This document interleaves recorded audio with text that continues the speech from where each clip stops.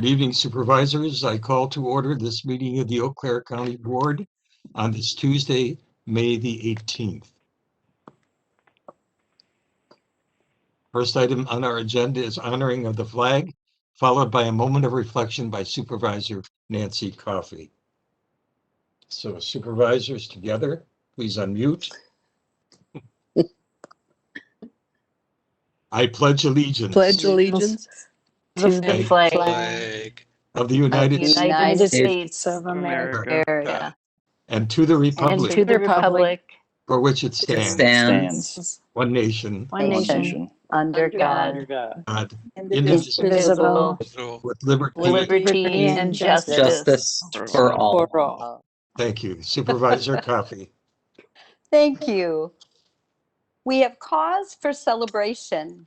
In Eau Claire County last week, we had an average of only 4 daily new cases of COVID-19. No new deaths were reported this week. Our 7-day positivity rate has been at 2.7% for nearly 3 months, which is at or below our goal of 5% or less. The CDC now says if we are fully vaccinated, we can ditch that mask and staying 6 feet apart, except where required by federal, state, local, tribal, or territorial laws, rules, regulations, including local business and workplace guidance. There are still some concerns, though. Currently, about 50% of Eau Claire County residents have 1 dose, and a little over 40% have had the full COVID series. We aren't at 70 or 80% herd immunity, so we still have to work to make sure we can keep our businesses 100% open and our schools fully open in the fall.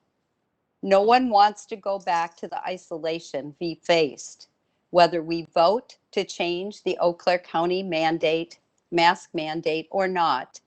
We need to encourage all that are physically able to get their COVID vaccination as soon as possible. Let's all do our part to get back to normal and keep up our celebration. Thank you. Thank you. Clerk McDonald, will you please call the roll? All right. Gibson, Present.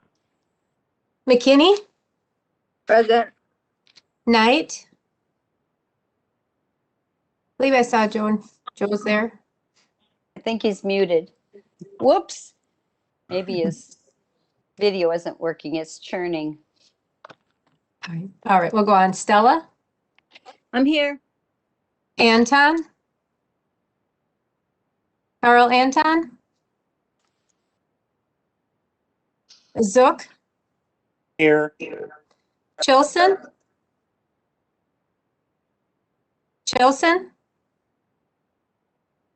Stelgis. Just so you know, Steve has been trying to get on. He might be having trouble. Okay, Stelgis is here. thank you. Mowry, Here. Coffee, Here. Henning. Was that a yes? I didn't hear. I think Rick, he is here. Okay. Bates, Here. Russell, Here. Gatlin, Present. Smyer, Here.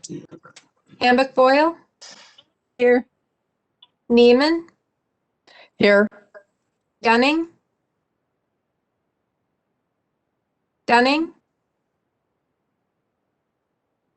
Wilkie, Here. Anderson, Present. Beckfield,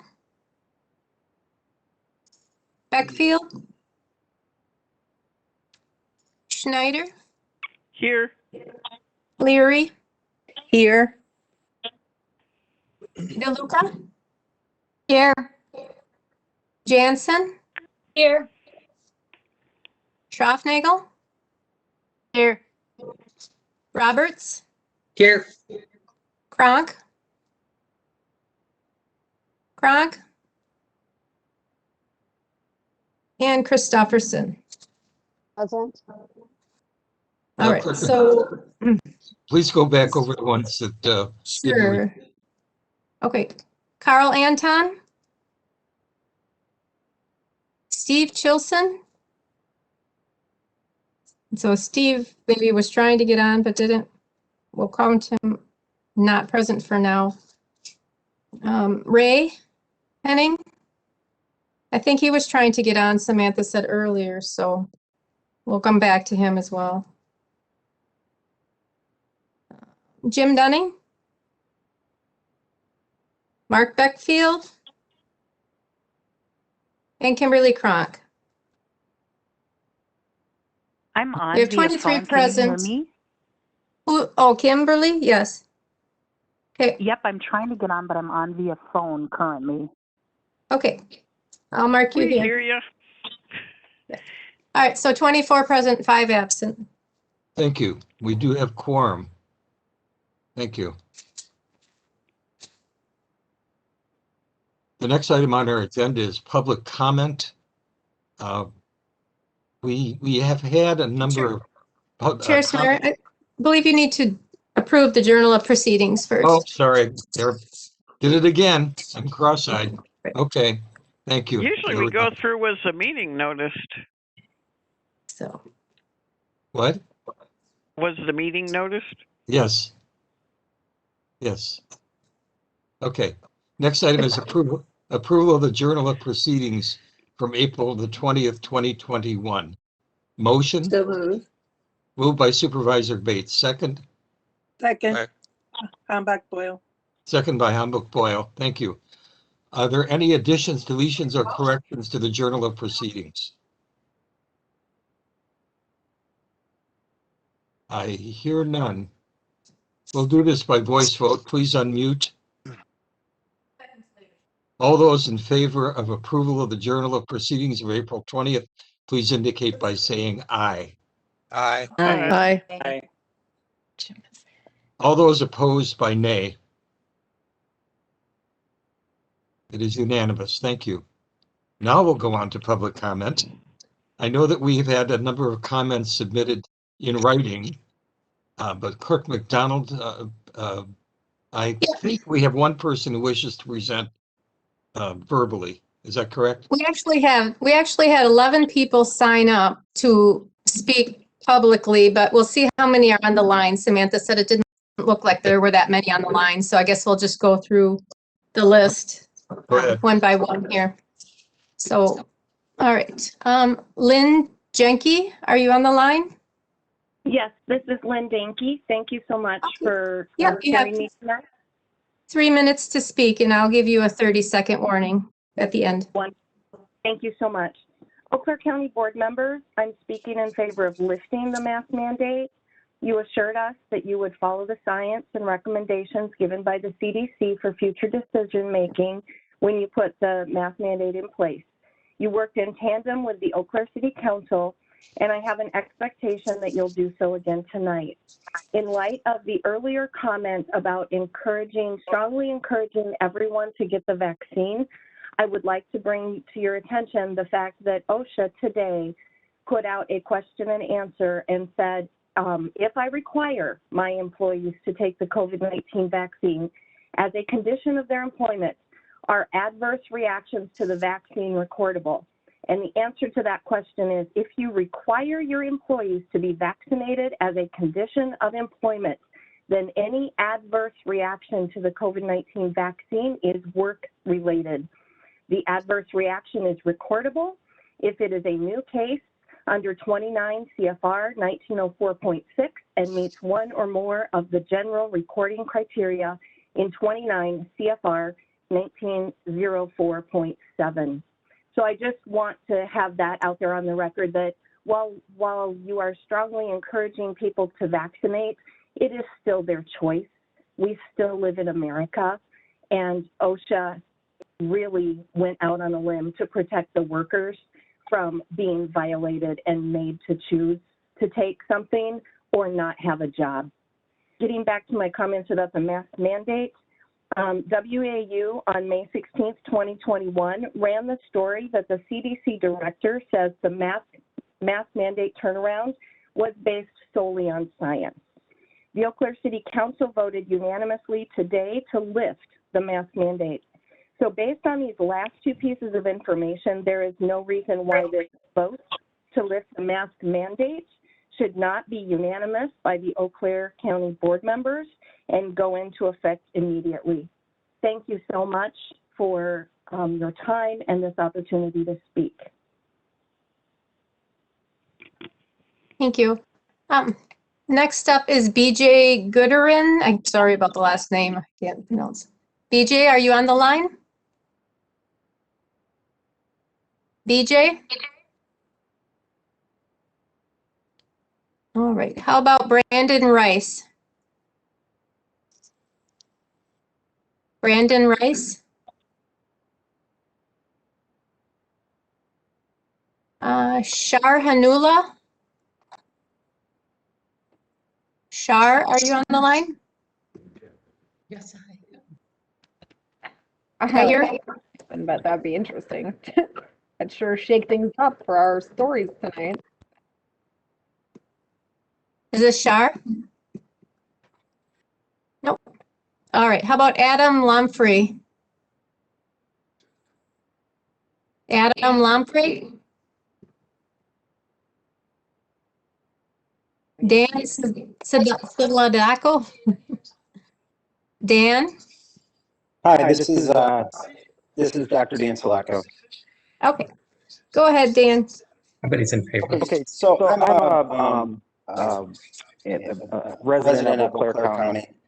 I have two businesses in Eau Claire, and I'll keep this short because I've submitted information on the mask studies in the past, and we know that states like South Dakota has much less death rate than Wisconsin has.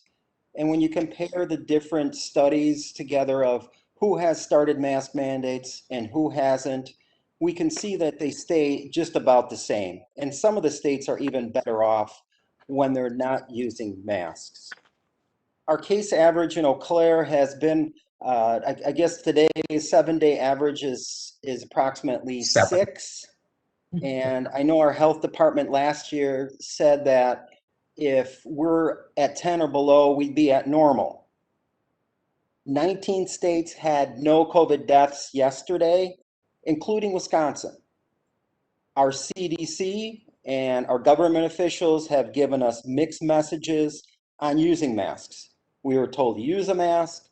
We were told not to use a mask. We were told to use 2 masks. We were told not to use a mask outside. Then we were told to wear a mask if you didn't need a mask if you weren't vaccinated. But yet even our leaders like Biden and Fauci over the weekend were seen wearing masks even though they're vaccinated. So we've focused on this idea of masks and we've forgotten our idea of what do we need about health. We know that 78% of the people that have died from COVID were obese, and yet our health department has never focused on that. As a business owner in Eau Claire, I know of numerous people who go out of the county because they don't want to deal with this mask mandate. I myself have done that because I don't want to go to businesses where I have to wear a mask, especially in a restaurant where I have to wear a mask from the front door to my table, but I can eat for an hour without a mask.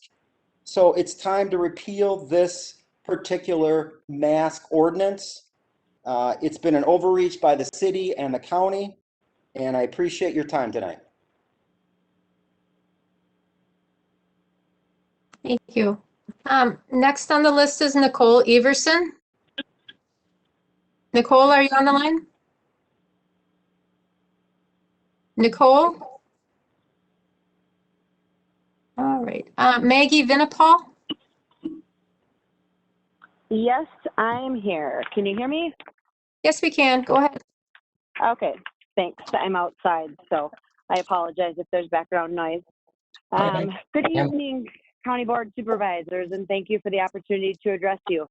My comments are going to be strictly facts, and I would be happy to provide you with references if you need them after the meeting. Last fall, the county was given a goal from Ms. Giese of a 7-day case average of 10 cases per day or less.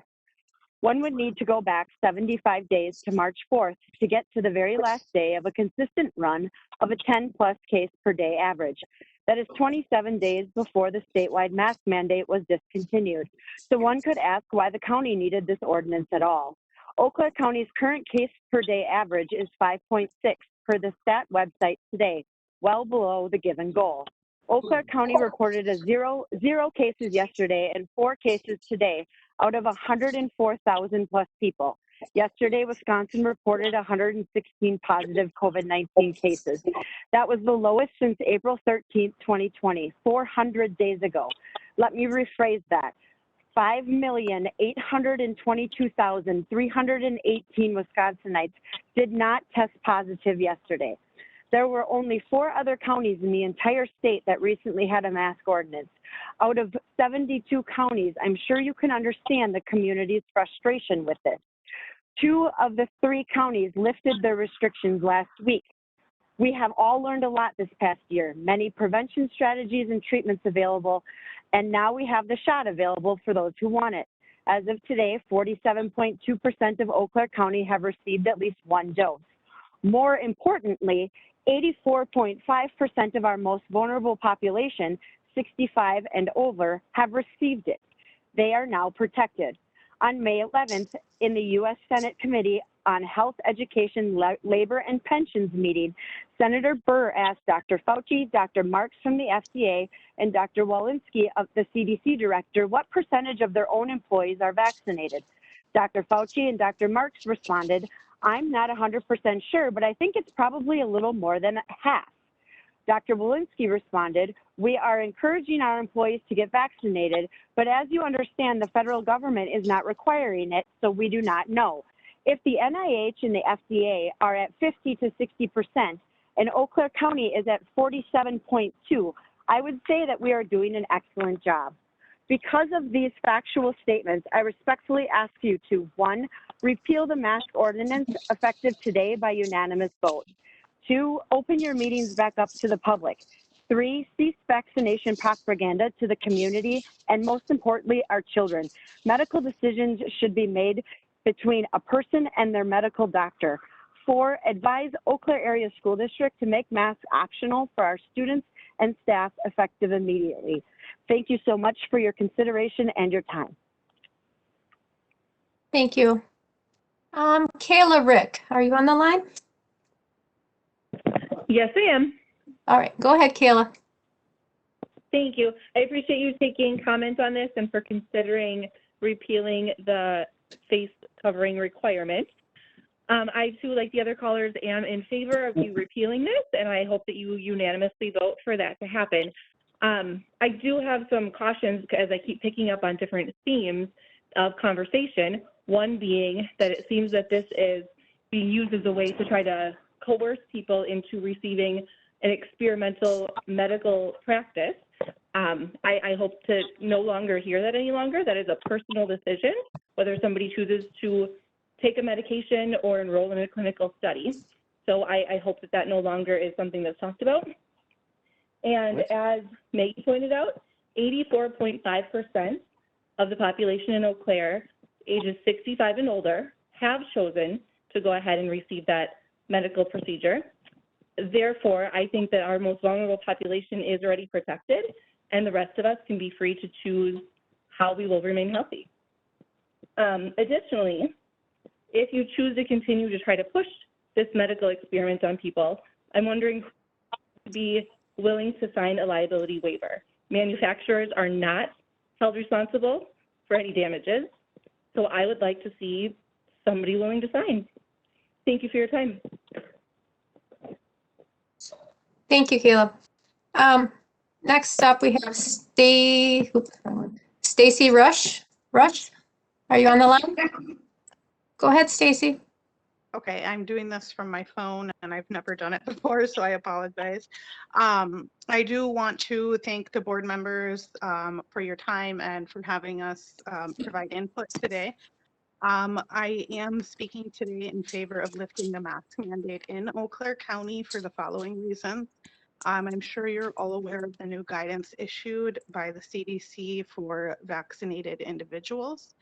I would like to state that the percentage of people that are fully vaccinated in the United States currently, as of the other day, is sitting at 37.6%. As of 4 days ago, the Eau Claire County total was 42.1% for fully vaccinated individuals. So I do feel like we are doing better than the general population in this country, which I think is amazing and extremely important. I would also like to note, in speaking about vaccinations, that I feel is really important. We need to mention in Eau Claire County, we have had a total number of cases. As of yesterday, it looks like it was 11,555 people. That tells me that, as someone who works in the medical community in the county, that those number of people are going to have some level of immunity to COVID-19 regardless of vaccination status. So I do feel like that needs to be taken into consideration as well when talking about the numbers. We've always been taught as medical professionals that any immunity that your body makes naturally is typically better than that from a vaccine. You know, how long the antibodies last is debatable right now. From the research that I've done, it looks like it's pretty good. But I said there's more research that needs to be done on that. So I just like to say, in light of the low level of the cases in Eau Claire County, I'm asking the board to lift the mandate today. I just would also like to say that, you know, COVID-19 is here to stay. We do have to live with this. I feel that with further education regarding the benefits of the vaccine in our community, we can get to a level where herd immunity can be reached fairly quickly. And I think that is the ultimate goal with any virus. So I would like to thank you all for your time once again. Thank you. I appreciate it. You're welcome. Thank you. I'm going to go back through the list again. You should be unmuted. If I had called your name earlier and you were unable to respond, you should be able to now. So I'll just go through who didn't respond the first time. BJ Gooderin, Brandon Rice, Shar Hanula, Adam Lamprey, and Nicole Everson. Excuse me, I registered before. I would like to speak if that's okay. Please Hey, go what ahead. is your name? My name is Allie Peckins. My address is East 3828 County Highway AA Joliva. And while I do live a little south of town, I work in Eau Claire. I'm also a UW Eau Claire alum, so I spend pretty much every day there. I really wanted to speak tonight to ask you guys to repeal the mask mandate. It's concerning to me that even the $200 fine is still in discussion. And there are so many things I'd like to touch on, but focusing on the vaccine as well, I really do not want to see this be a mandatory thing. As a young woman, I have not had any kids yet. I really want to have kids, and I'm reading research about fertility problems and going into the healthcare field. Right now, I'm also a student at CVTC now, going into sonography, and there is a lot of pressure for a lot of people in the medical field to be getting these vaccinations. And I really don't want to see that when I'm graduated and ready to start in my career. And one other thing I'd like to touch on is just that you guys have been doing a good job, but in the beginning of this, there was no guidance. And My fiance and I were carpenters at the time, and everything shut down. I mean, we couldn't get someone from the city out to come and look at some of our electrical work.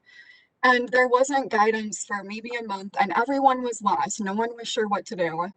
But then all of a sudden, there were these emergency orders telling us all that we had to start doing these things. And just like that, people were scared and following governor's orders and county orders, and that makes sense. That's why we have you guys. But it just became all of a sudden you have to be wearing a mask everywhere, and it's scary what it's turned into, and that's really why I wanted to come forward and speak tonight. I really appreciate your guys' time. I have one person in my household tonight who would also like to speak, if that's okay.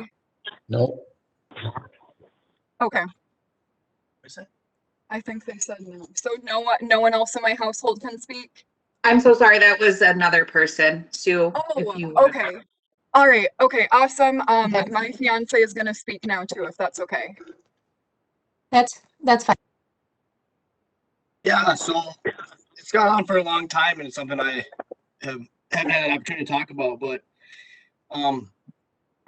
I just want to say I feel like it's objectively immoral to dictate one's decision to manage their health. We are all in this together, and for that exact reason, all people independent have a right to choose to protect themselves and otherwise. Deciding for a population they must comply is plainly wrong. It is contradictory to a free idea, and I pray we can grow to truly understand and portray that this free considered idea towards each other is our most valuable knowledge. So that's all I have to say on it, and good luck with your decision. I hope you make the right one. Thank you for the opportunity to speak.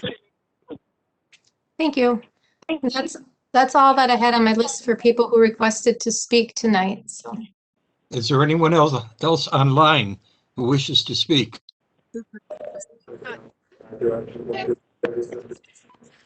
No. I don't hear anyone wishing to speak. Clerk McDonald? Is there anyone else? nope, nobody. Okay, thank you. We'll now close the public comment section, and we will move on to the next items on our agenda. Reports to the county board under 2.04.320, beginning with the oral reports and the presentation by the scholarship committee. Clerk McDonald. Okay, I'm the scholarship committee chair. We had kind of a challenging year last year with COVID. We weren't able to have as many sales, especially not any in-person sales like we used to raise funds. Some of the departments really came through though, and we did some online raffles for baskets, donated baskets, and we were able to raise enough to support or to present four $600 scholarships for the next school year. So scholarship program is open to children of permanent Eau Claire County employees. The applicants must have maintained at least a 3.0 grade point average and be enrolled in have a full-time status and meet all admission requirements for the school selected. So we have one applicant that was currently in college already. That is Samantha Lyons, was awarded a scholarship. She's the daughter of Glenda Lyons, the county treasurer. Samantha is currently attending UW La Crosse with a major in radiation therapy, and she's planning to graduate in 2024. We have 3 high school seniors who will be graduating from high school and starting their college careers. Mackenzie Colpian is the daughter of Curtis Colpian in the highway department.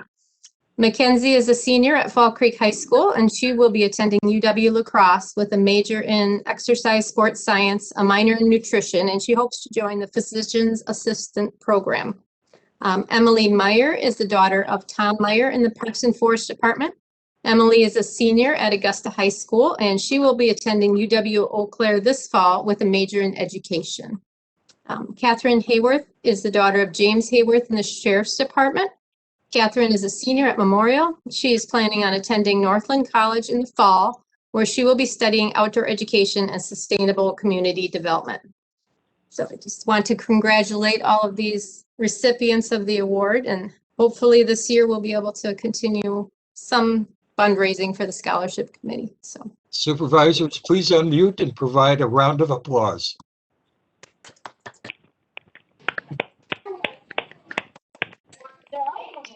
Thank you, Clerk McDonald.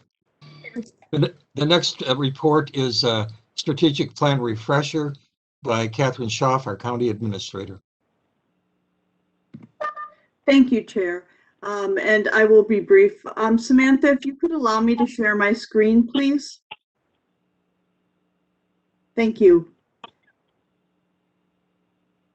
Earlier today, we sent our board members information from our website. We had a couple of links in there. One was to our strategic plan, and the other was to the second item that I'm going to be very briefly speaking to this evening, and that is the American Rescue Plan.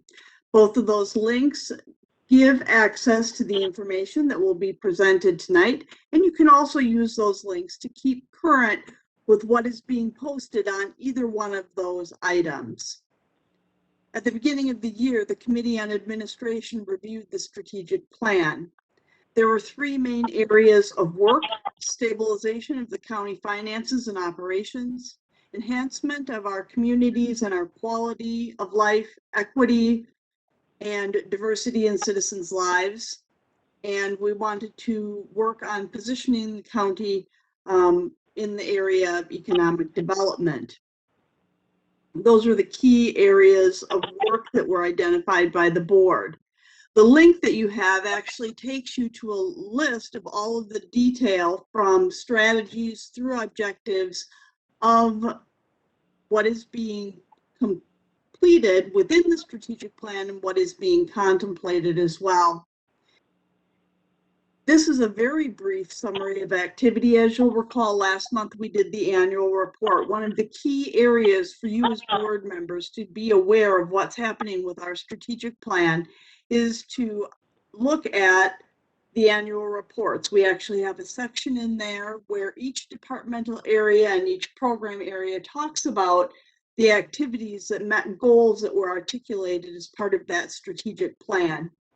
And then in the budget process, we also have a portion of that that is dedicated toward our departmental areas and program areas, indicating how the resources they are being allocated will actually meet the goals of the strategic plan.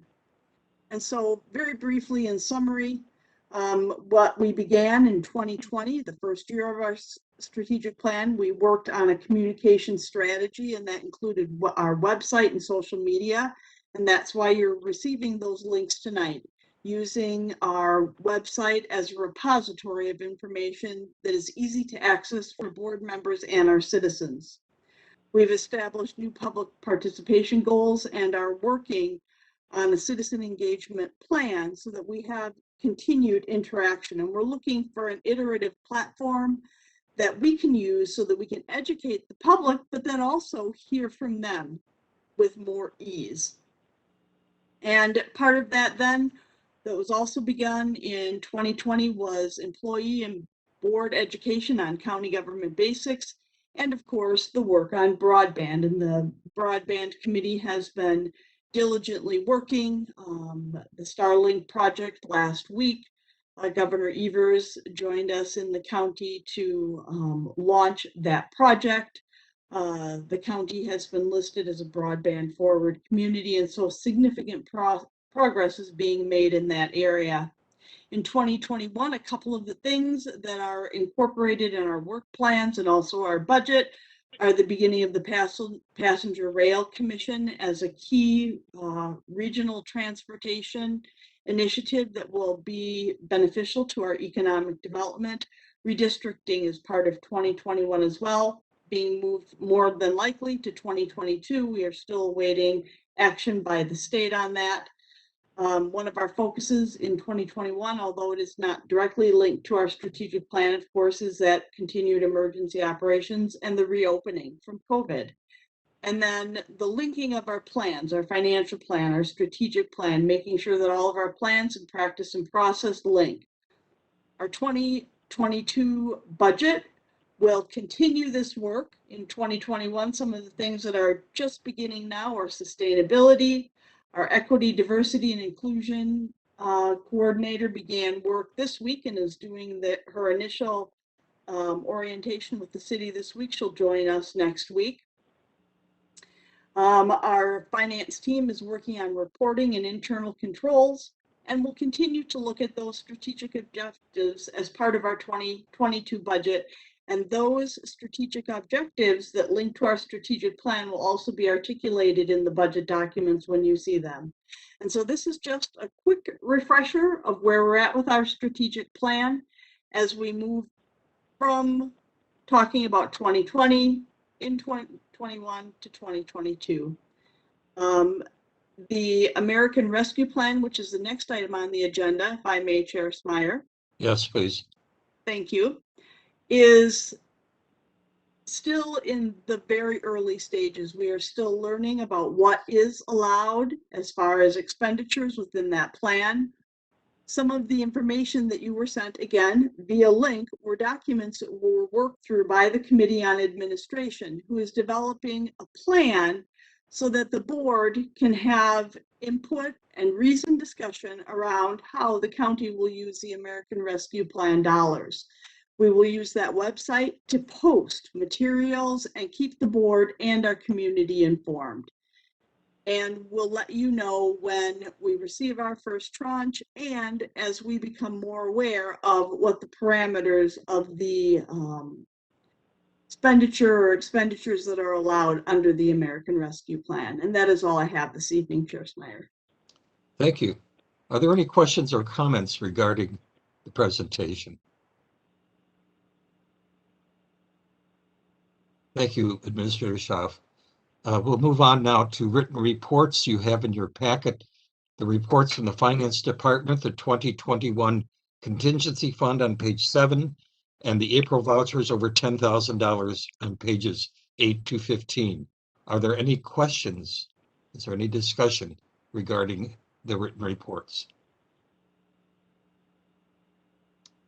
I hear none. Thank you.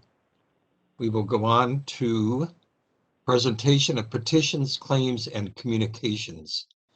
The first item is a notice of public listening session for the Communicable Disease Task Force, which is on page 16 of your packet. This listening session, the first one at least, will take place on Thursday, and you have the information there. We ask that you communicate this to everyone that you know so that we have as much public input on the task force. The purpose of the listening session is to take in public comment. It is not a dialogue, and it is a one-way conversation, if you will. Are there any questions about the listening session? I see no hands raised. I hear no voices. Okay.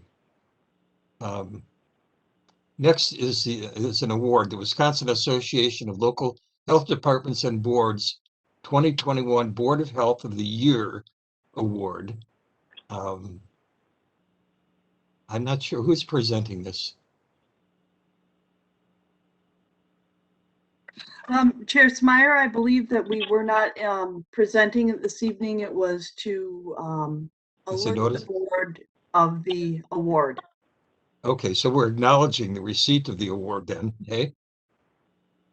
Yes? Yes, sir. Thank you. Okay. And certainly well-deserved in this past very busy COVID year. So I'm sure I speak on behalf of the whole board in congratulating the health department. Next are 4 rezoning requests.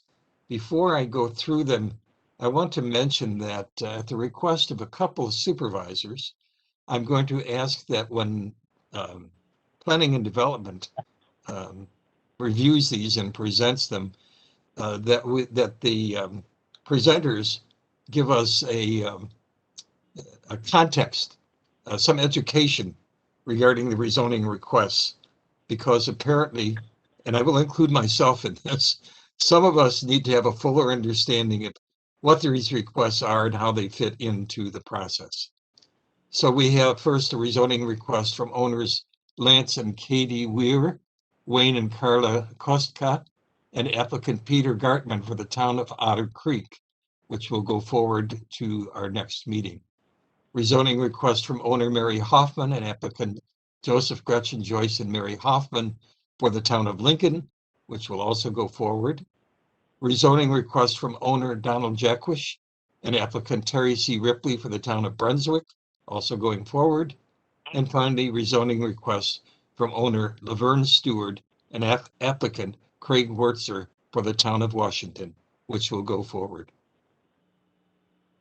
Next on our agenda, first reading of ordinances by committees. First is file number 16 from the Committee on Administration. Supervisor Bates. Oh, I'm sorry. A motion, please. Motion to approve Supervisor Wilkie. Motion by Wilkie. I'm sorry, who's second? Who was the second? Gatlin second. Thank you. Second by Supervisor Gatlin. Explanation, Supervisor Bates. Isn't this under suspension because it's not Yeah, I first think we need to- reading? We're not to that Yes. point yet. Hold on to that, please. Thank you. What you have in front of you this evening is an ordinance to repeal the mask requirement. You've had a lot of information given to you this evening, even in the remarks at the beginning of the meeting. You also are aware that the City Council passed a particular ordinance taking away the requirement. And now this comes before this body. I think that hopefully people will realize that this is an ordinance that if we were to have a difference between the city and the county, it could be extremely confusing for our citizens.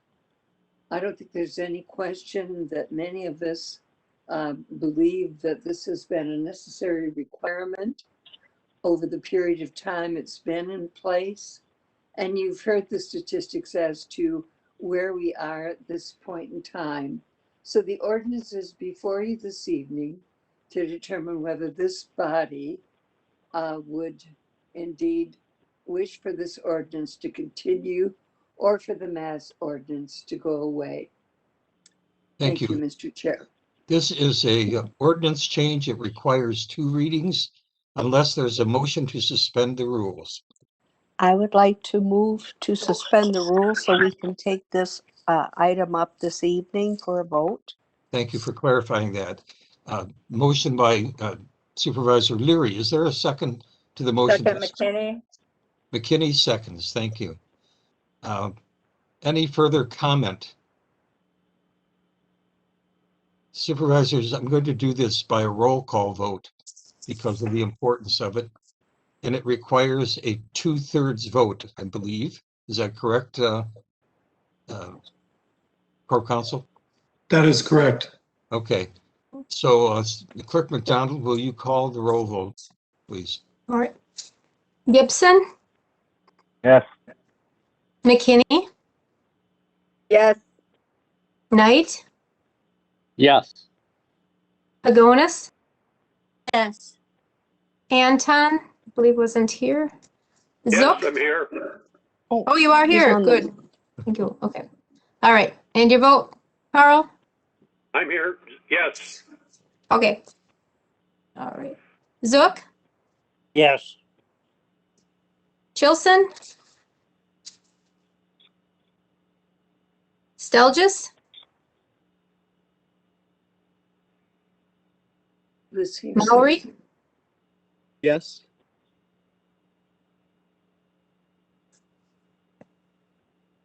Coffee, Yes. Henning. Did Ray get on the call? I'll check back. Bates, Yes. Russell, Yes. Gatlin, Yes. Smyer, Yes. and Buck Boyle, Yes. Neiman, Yes. Dunning, Yes. Wilkie, Yes. Anderson, Yes. Beckfield. I believe Mark was gone. Schneider, Yes. Leary, Yes. DeLuca, Yes. Jansen, Yes. Schraffnagel, Yes. Roberts, Yes. Frank, Yes. and Christofferson. Yes. Go back, Carl. Let's see. Is Steve Chilson, I can see he was on the call. Or was it Kevin still just? Yeah, no, I was the yes. Okay. So that was Kevin was a yes. And Steve? Not on. No. Okay. So we have 26 yes. That's 26 yes and 0 no, correct? Yes, that's correct. 3 people absent. Thank you. It is unanimous. Thank you, supervisors. This repeal will go into effect immediately. Thank you. Suspend the rules. Now we have Now to we have vote. to vote on it. Oh, sorry. Let's do a vote, Mr. Chair. Thank you. Okay. All right. Thank you for your patience with me. So now we have a suspension of the rules. We will move to a vote on the repeal. And this is what requires the 2/3. This also requires a 2/3 vote. Chair Smart, I think you have to have discussion if you want to have any of that. Any members want to address it because they haven't done that yet. Yes, thank you. Discussion, comment?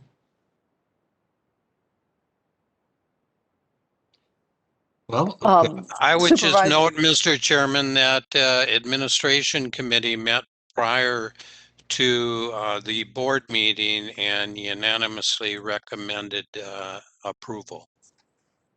Yes, thank you. I'd Supervisor also like to make a Bates. comment. Bates. Thank you. I think we all realize that this is something that's going to happen, but we also realize there's an element of risk. So for many of the individuals, I stopped in at the senior center this afternoon, only to find that there were about half of the people there were wearing masks. The others were not. When I stopped to speak to some individuals sitting at tables, they had all checked with each other to see whether or not they had the vaccine.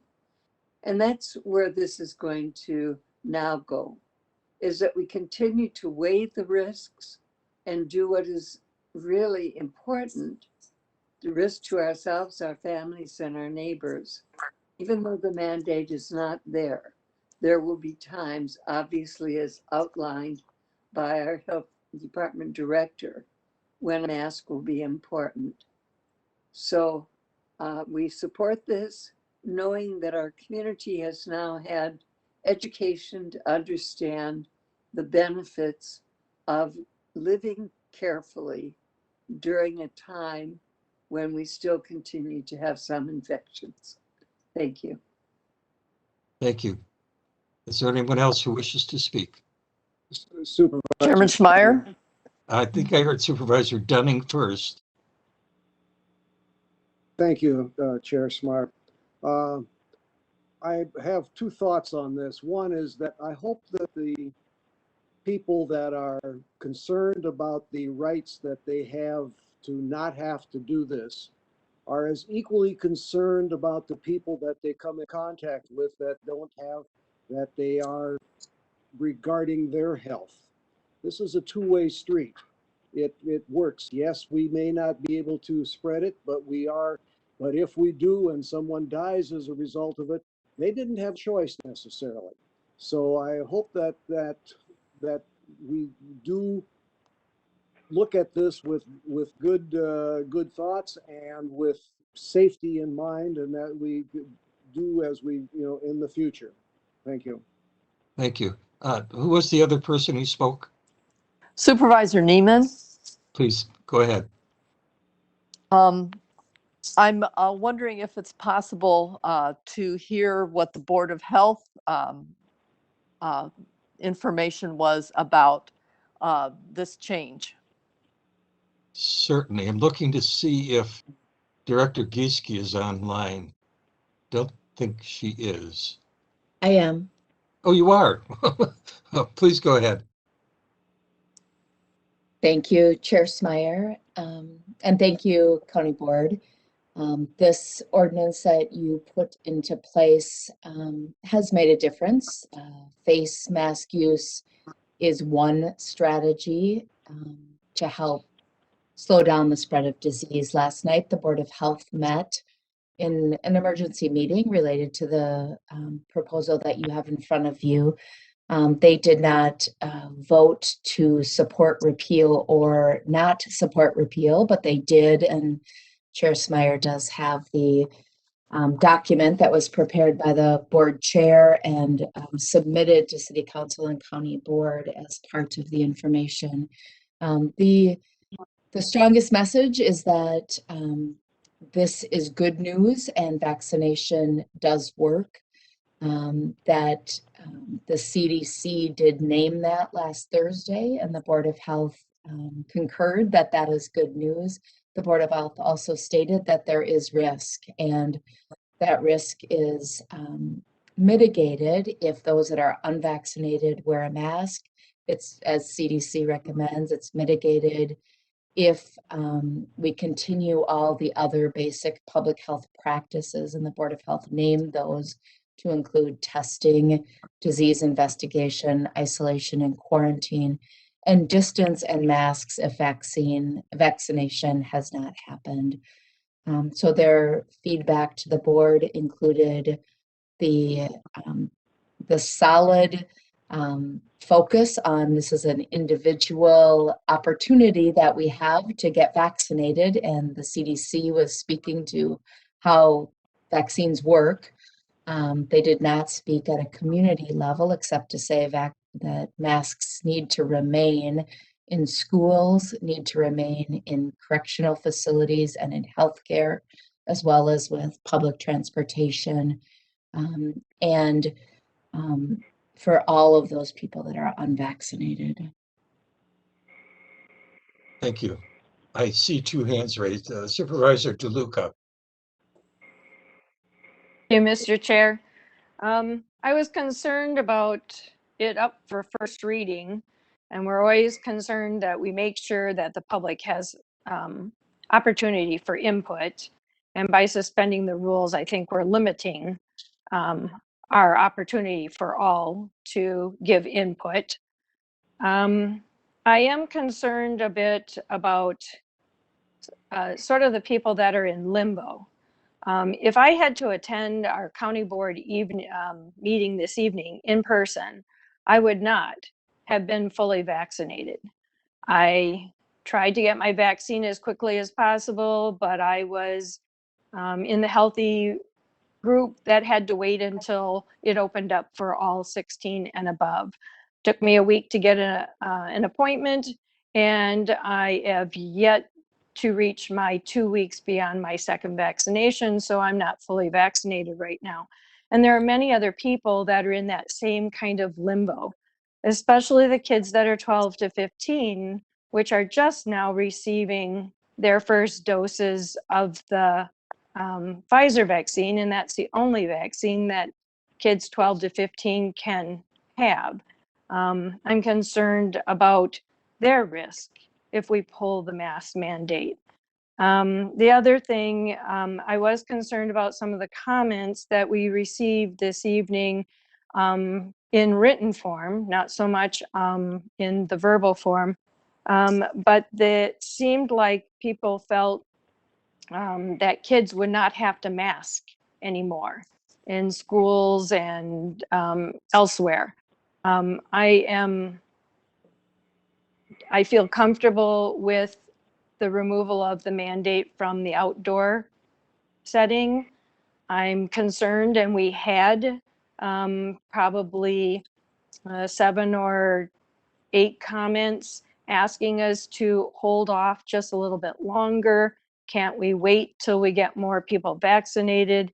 Can we keep it so that it's just for the indoor settings and open it up for the outdoor setting? I would like to see us do maybe some kind of changes to it versus straight repeal. And that's my comments. Thank you. Thank you. Supervisor Anderson. Yes, I just wanted to echo the sentiment of some of the public comment and thank the health director for and her team for putting in the work to get us the positive numbers that we were looking for to make this repeal. Thank you. Supervisor Neiman. Thank you, Chair Smyer.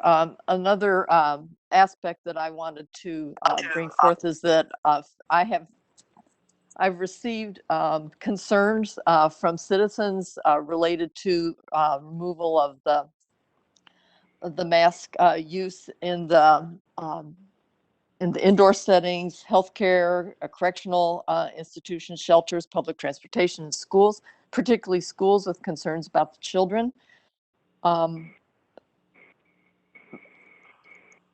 Some people who commented said, listen to the science, listen to what the CDC says, and the CDC says that masks need to continue in those areas. And so I'm concerned that if we totally eliminate the mask mandate, that these vulnerable populations will not be protected.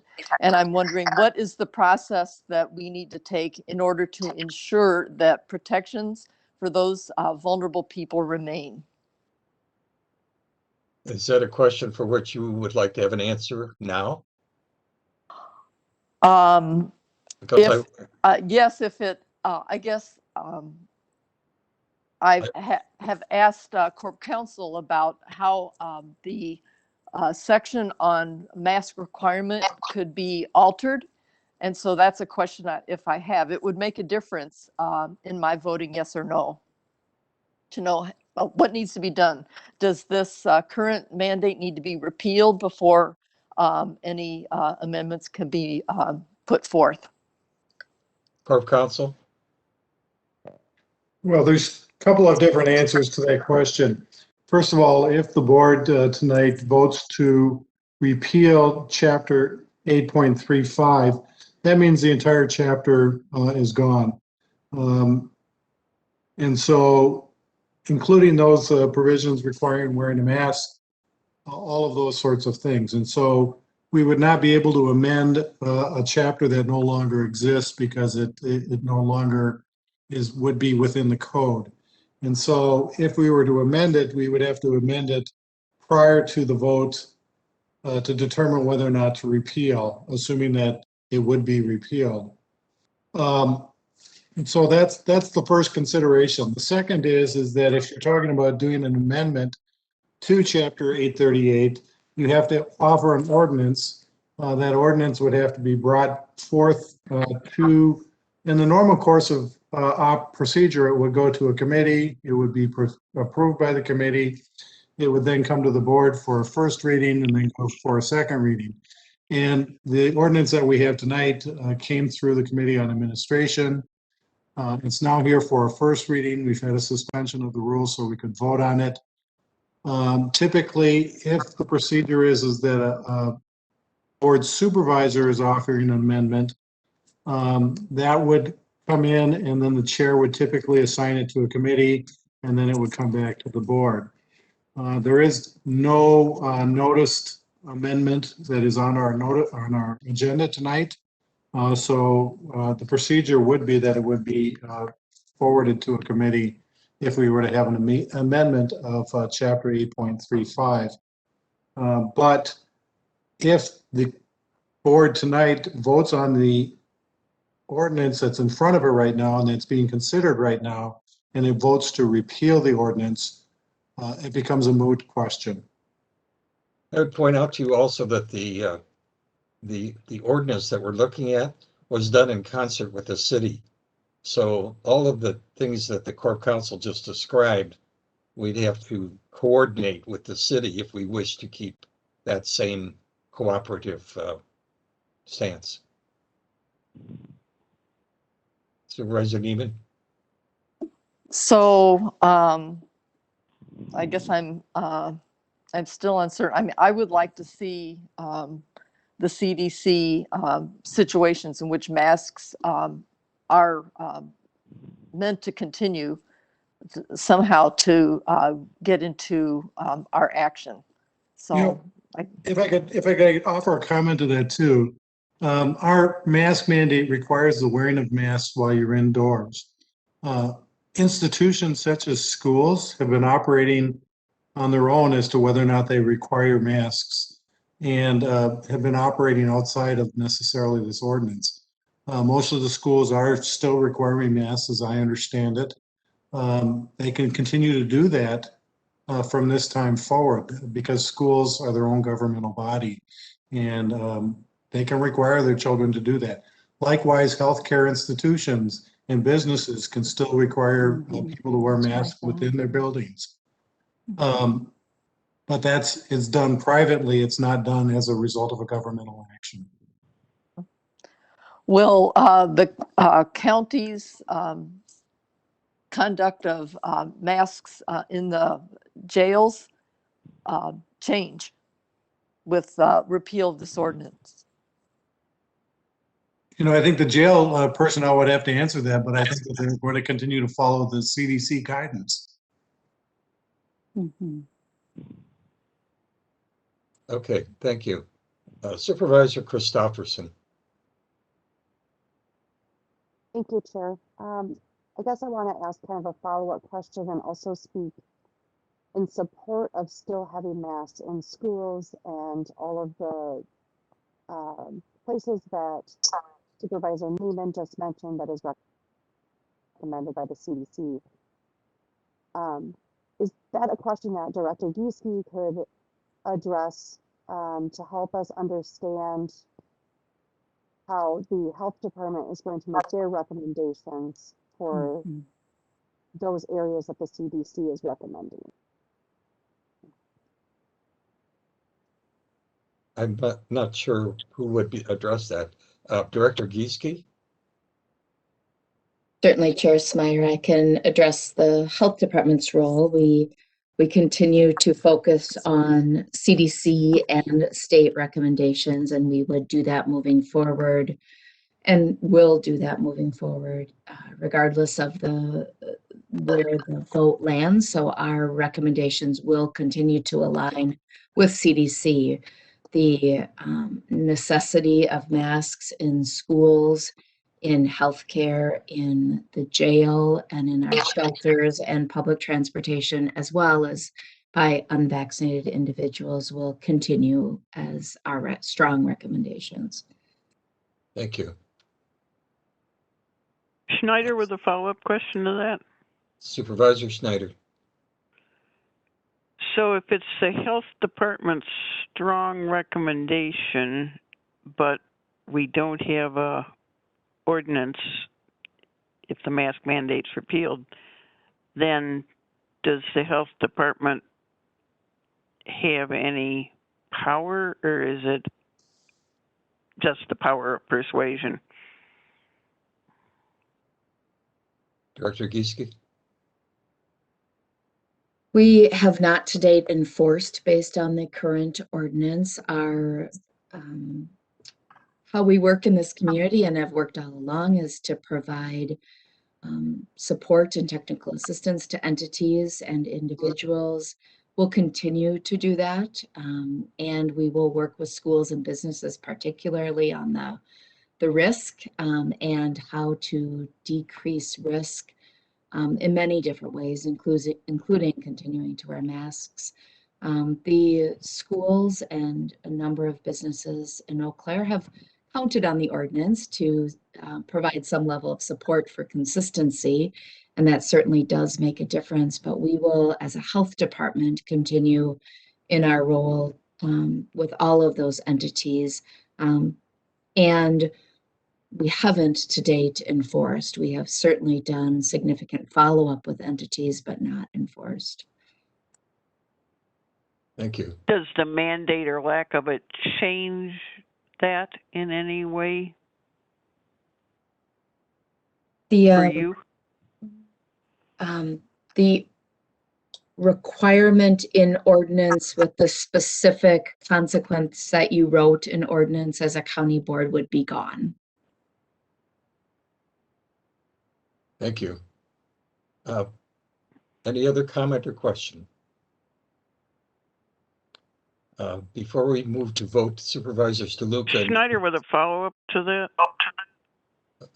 You were speaking for the third time, so without objection, go ahead. Is the fact that the health department did not make a recommendation, is that significant? I would like to hear that from the director. The Board of Health did not recommend one way or another, and as a health department director, my responsibility is for the population as a whole, and certainly about 50% of our population in Eau Claire County is not currently protected, either because they can't get the vaccine, about 15,000 people, or because they've chosen not to, so we do have risk.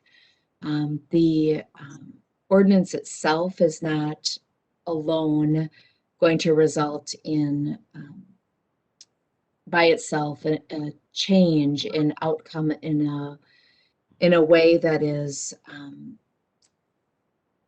that would lead me to provide a specific recommendation at this point in time. But I am responsible for letting the board know that there is significant risk involved in what might happen with disease in the future. And I certainly will be coming back to inform you about that if disease rates change, or if we do get a variant case of COVID-19 that is able to develop because of low vaccination rates and then becomes vaccine resistant. And that's the risk that we have with the rates that we have currently. Thank you. Supervisor Neiman, as part of the Board of Health, I'd like to add a little bit to that. Go ahead. The board was instructed when we started deliberations about this that it was not our role to tell the county what it should or shouldn't do, but to provide information about the health aspects of this particular decision so that supervisors would have full information about the implications of the decision either way. Thank you. Other comment? Supervisor Cronk. Supervisor Cronk. Yeah, thank you, Mr. Chair. I just wanted to echo some of the same concerns that have been brought up. And I think this is, obviously very tough for all of us. We want to have some consistency, which has been difficult from the get-go a year ago. And it does make it difficult, I think, for us and for the Board of Health as well, with sort of a patchwork potential where we sit now with the city repealing the ordinance tonight. It sounds like the schools are under, their own governmental body. So while the recommendation is that they should, we know that word doesn't always mean that happens. And I think one of my concerns, although, we've all been trying to band together as best as we can and try to help each other out for the past year. I think it does make it difficult. Some of the rationale that Supervisor DeLuca was talking about, the delayed people maybe wanting to get the vaccination but have not been able to yet. And so I guess one of my questions is, with Supervisor Neiman's questions about amendments and Attorney Sullivan's or Court Counsel Sullivan's expertise in saying that if there had been written amendments that would have gone back to committee, I'm curious, what committee would that be? Would it be the health department, the city county health department board, or which committee ultimately would that be? It has to be a committee of the board. Is that correct, Court Counsel? That's correct. And the committee can be decided by the chair as to which committee it would go to. But it could be potentially this city county health because it's a joint committee, correct? Or no? Well, the city county, it could, but it is not a standing committee of the board. Right. Okay, thank you. Any other question or comment? Supervisors DeLuca and Neiman, would you please lower your hands? No, I had another comment. I'm sorry, is that? Yes, I would like, Corp Counsel said that amendments could be offered this evening. Yes? No, I said if an ordinance was offered this evening, which would amend the ordinance, is what I said. If we have an amendment to some part of chapter 838, we're not amending the current ordinance that's being considered by the board, but it would be an amendment to the ordinance, some part of it, like for example, 8.35.0010. We would amend the language within that particular part of the ordinance, is what we would be doing. Well, And if that were to be brought forward, first of all, there has to be presented. There has to be something in writing presented about it, because we don't know what that amendment to the ordinance would be. And then the chair would have to decide whether or not it goes to a committee, and that would be the normal procedure under the code. And then the committee would consider it and then send it back to the board with a recommendation to approve it or not approve it. And then in the normal course, it would have 2 readings. It's not an amendment to a motion like you would have for a resolution. This is an amendment to an ordinance. It's a different process. So if I wanted to offer an ordinance that we would follow current CDC guidelines, and as they change, we would change with them, could I present that ordinance this evening, or would I have to put in writing? Well, Ordinances are done in writing. Right. Right. So that I can't do anything with that situation that I'm presenting tonight. Not my- tonight. That's my correct. All right. Thank you. It's also not been noticed too. So. Okay, thank you. I see no other hands raised. I hear no other voices. Supervisors, we are going to vote on the repeal of the face covering ordinance. We have voted to suspend the rules, so this will be the vote on the repeal, and that repeal, if it is voted, will be immediately effective. And for clarification, a yes vote is to repeal. That's correct. Thank you.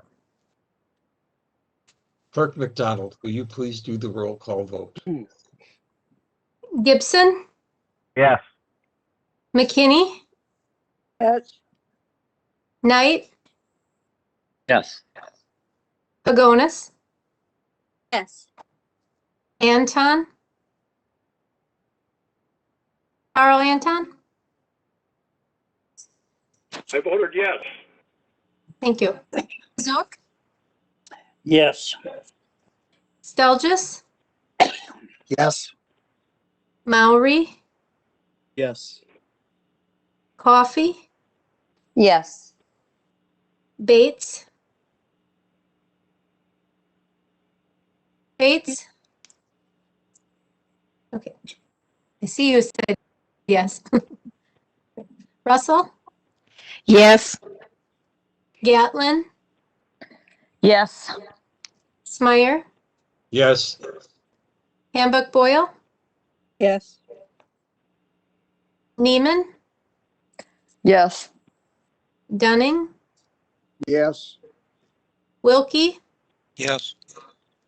Anderson, Yes. Schneider, Yes. Leary, Yes. DeLuca,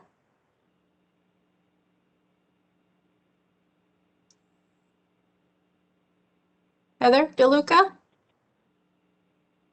No. Jansen, Yes. Schroffnagel, No. Roberts,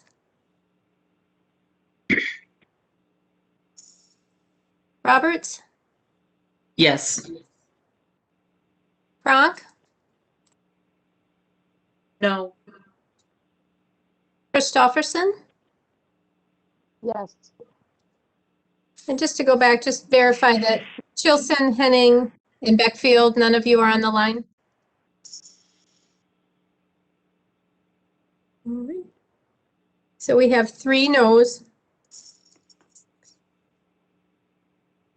and 23 yeses and 3 absent.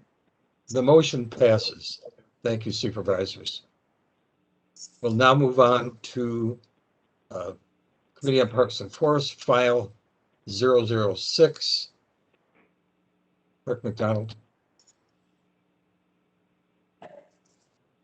An ordinance to amend section 16.02.030A 3 and B7 of the code, designation of wilderness areas. Motion. Wilkie, Motion by motion Leary. to approve. Wilkie moves to Second by approve. Leary. Second is by Supervisor Leary. Thank you. Explanation, Supervisor Stelches. Yes, thank you, Mr. Chair. First of all, I would like to confirm we are still operating under suspension. Is that correct?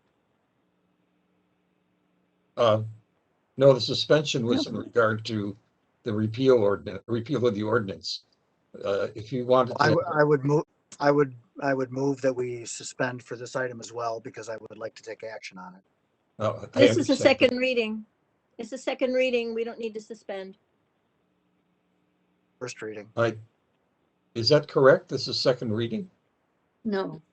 This is first reading. Oh, I'm sorry. First reading. We've got something in both places. Never mind. This is actually a resolution. It's already been considered by the Parks and Forest Committee. Because it's come from Parks and Forest, we would take action on it tonight. It's not an ordinance. Is it not a change in the ordinance, in the code? It is actually a change in the ordinance. Yes, it is. Excuse me. And so it should be, Using the items. yeah, it should be listed under first reading. It is listed under first reading. I think there's 2 items in succession here. Okay. File 21-2206 is first reading. The next item is a resolution, but this is first reading of an ordinance change. Yeah, this So we do should need to- have been placed under agenda item number 8 as opposed to 9. We It is are under under 8. It is under 8 on my. Oh, okay, never mind. Okay, I'm sorry. This is very confusing. I'm reading this as. Stelgis is correct. Supervisor Stelgis is correct. It is first reading. And if you want to take action on it, you would need a suspension of the rules. Okay, so it is an ordinance change. Thank you. Yes. Okay. Second the motion to suspend. Motion by Supervisor Stelches, second by. Supervisor Gibson. Supervisor. I'm sorry. That was 3 or 4 people at the same time. Sorry. Yeah. Gibson seconded. Fine. Okay, Gibson seconds. We have a motion to suspend the rules in order for us to vote on this ordinance change this evening. So our vote will be on suspension of the rules. Suspension. Yes. I'm gonna do I this think we by. can do this by voice. I want to do it by roll call. So, Clerk McDonald, please roll call vote on the motion to suspend. Gibson, Yes. Gibson, Yes. And yes. McKinney, Yes. Knight, Yes. Pagonis, Yes. Anton, Yes. Zook, Yes. Stelgis, Yes. Maury, Yes. Coffee, Yes. Bates, Yes. Russell, Yes. Gatlin, Yes. Smyer, Yes. and Buck Boyle, Yes. Neiman, Yes. Dunning, Yes. Wilkie, Yes. Anderson, Yes.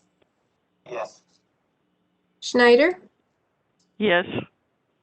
Leary, Yes. DeLuca, Yes. Jansen, Yes. Schroffnagel, Yes. Roberts, Yes. Kronk, Yes. Christofferson. Yes. We have 26 yes and 3 absent. Okay, that is unanimous. So now we will proceed to considering the ordinance change. We jumped over explanation there, so I'm back to Supervisor Stelzis to give us background and explanation. Okay. Thank you, Chair Smyer. A couple months ago, we as a board had a moment of silence to recognize the passing of former Supervisor Willett. And I think at that time, we were acknowledging what a all-around great guy he was and a superb human being, how much we missed him. But this action in front of us tonight is to honor his legacy of his vision and his statesmanship. And particularly within the Parks and Forest Committee and other committees as well, we debated a number of ways to do that. One of which was to rename our stewardship fund after him, a couple of monuments here and there. But the one that came to the top of the list was to either create or rename one of our wilderness areas, of which we have 3 in the county. And it's most notable to choose to do that because Supervisor Willett was so instrumental in their creation. So if you'll indulge me, a little history here. Our wilderness areas came to pass 25 years ago in 1996. And doing a little research of the publications and the debate at that point in time, I surfaced 2 newspaper articles on the topic, one of which was written by a gentleman by the name of Joe Knight, who's now our Supervisor Knight, titled White Pine May Rise Again in the County, but Not All Agree on the Best Way to Manage Them. And another article by another writer for the paper, Dan Lixit, an article entitled Wild Idea. So I would like to read just a few excerpts from Dan Lixit's article because I think it really speaks to Bruce Willett's motivation and his perseverance. So this is set in December of 1996, and Dan was trying to find and enter into the Hathaway Creek Wilderness Area. So I'm quoting, "My legs were burning, and I knew I shouldn't have worn the damn sweater. Snowshoeing on a 36-degree day is like strapping patio bricks to your feet, wet, heavy snow collecting in the webbing, the weighted toe drooping enough to snag any one of the 1,000 branches I'd float across on a normal winter's day. And twisty Hathaway Creek has thawed, sending me on a winding upstream search for a crossing, up and down steep little hillocks, a death grip on my walking stick, often only the thing between me and the ignoble tumble to the slushy ground. I finally found a deadfall to rest on, one that I could fit my snowshoes underneath. I lit a Camel and looked over through steamy glasses at the northwest horizon. To a goal I wouldn't reach this day. A quarter mile away stood towering white pine trees, some a century old or more, in silhouette against a gray sky. Eau Claire County officials are considering designating this area called Hathaway Woods and 2 other county forest areas similarly dominated by white pine stands as wild, protected from roads, utility lines, and other development. Motor vehicles would be prohibited, as would any logging. County Supervisor Bruce Willett is one of the driving forces behind this proposal. Areas like those have some real historical and educational value, Willett said. They're places where trees were probably too young to cut back when they were lumbered, but now are some pretty impressive things. The idea is to have a couple areas where you might be able to get an idea of what it was like before this land was logged off. So far in the debate, the strongest voices against the designation are the professional foresters who tend the county land. They say some management, including logging, is needed to provide a healthy forest. But in this situation, the professionals have failed to make their case, have failed to explain why a few acres of nature and the white pines shouldn't be allowed to take their course. I hope the real reason for their opposition isn't money. Logging income is growing in importance as the county looks for revenue sources past the tax dollar. But ecology, not the dollar, should guide this decision. The county forest plan allows for the designation of wild areas, but so far there are none. From my winded perch on a damp log, nearly in the shadow of those tall pines, I think it's time they numbered 3. So that articulates the debate that went on between the professional foresters and Bruce Willett's vision of protecting these things. And as you could determine, the fact that we're modifying a code for an existing wilderness area, Supervisor Willett prevailed. And he did that by working with the people who were the opponents of this and ultimately convincing the board to designate these wilderness areas. So I just can't think of a better way to honor Bruce than to rename this the Bruce Willett Wilderness Area. And I hope that you will support this change. Thank you. Thank you. Questions, comments, or discussion? Only a comment, Mr. Chairman. Supervisor Wilkie.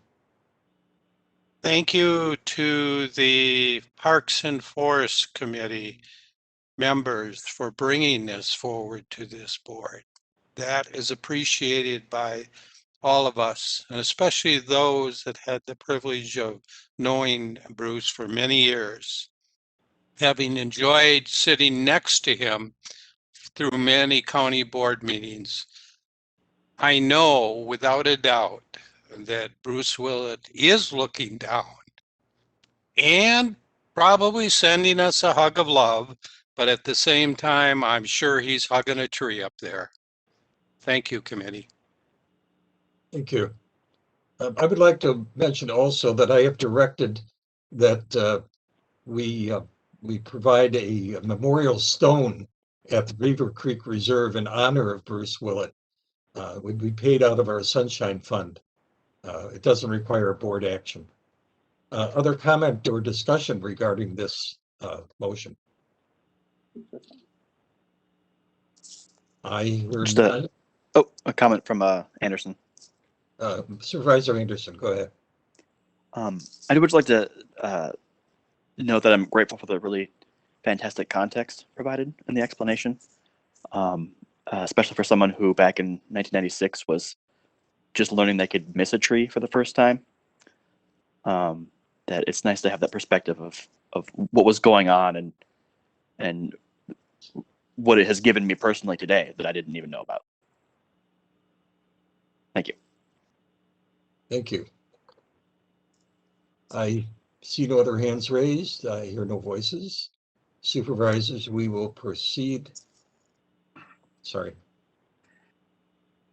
We will proceed to vote on file 12, adopting the Eau Claire County, I'm sorry, file 6. Confused that one again. The ordinance to amend section 16.02.050A3 and B7 of the code, designation of wilderness areas in honor of former Supervisor Bruce Willett. This is an ordinance change.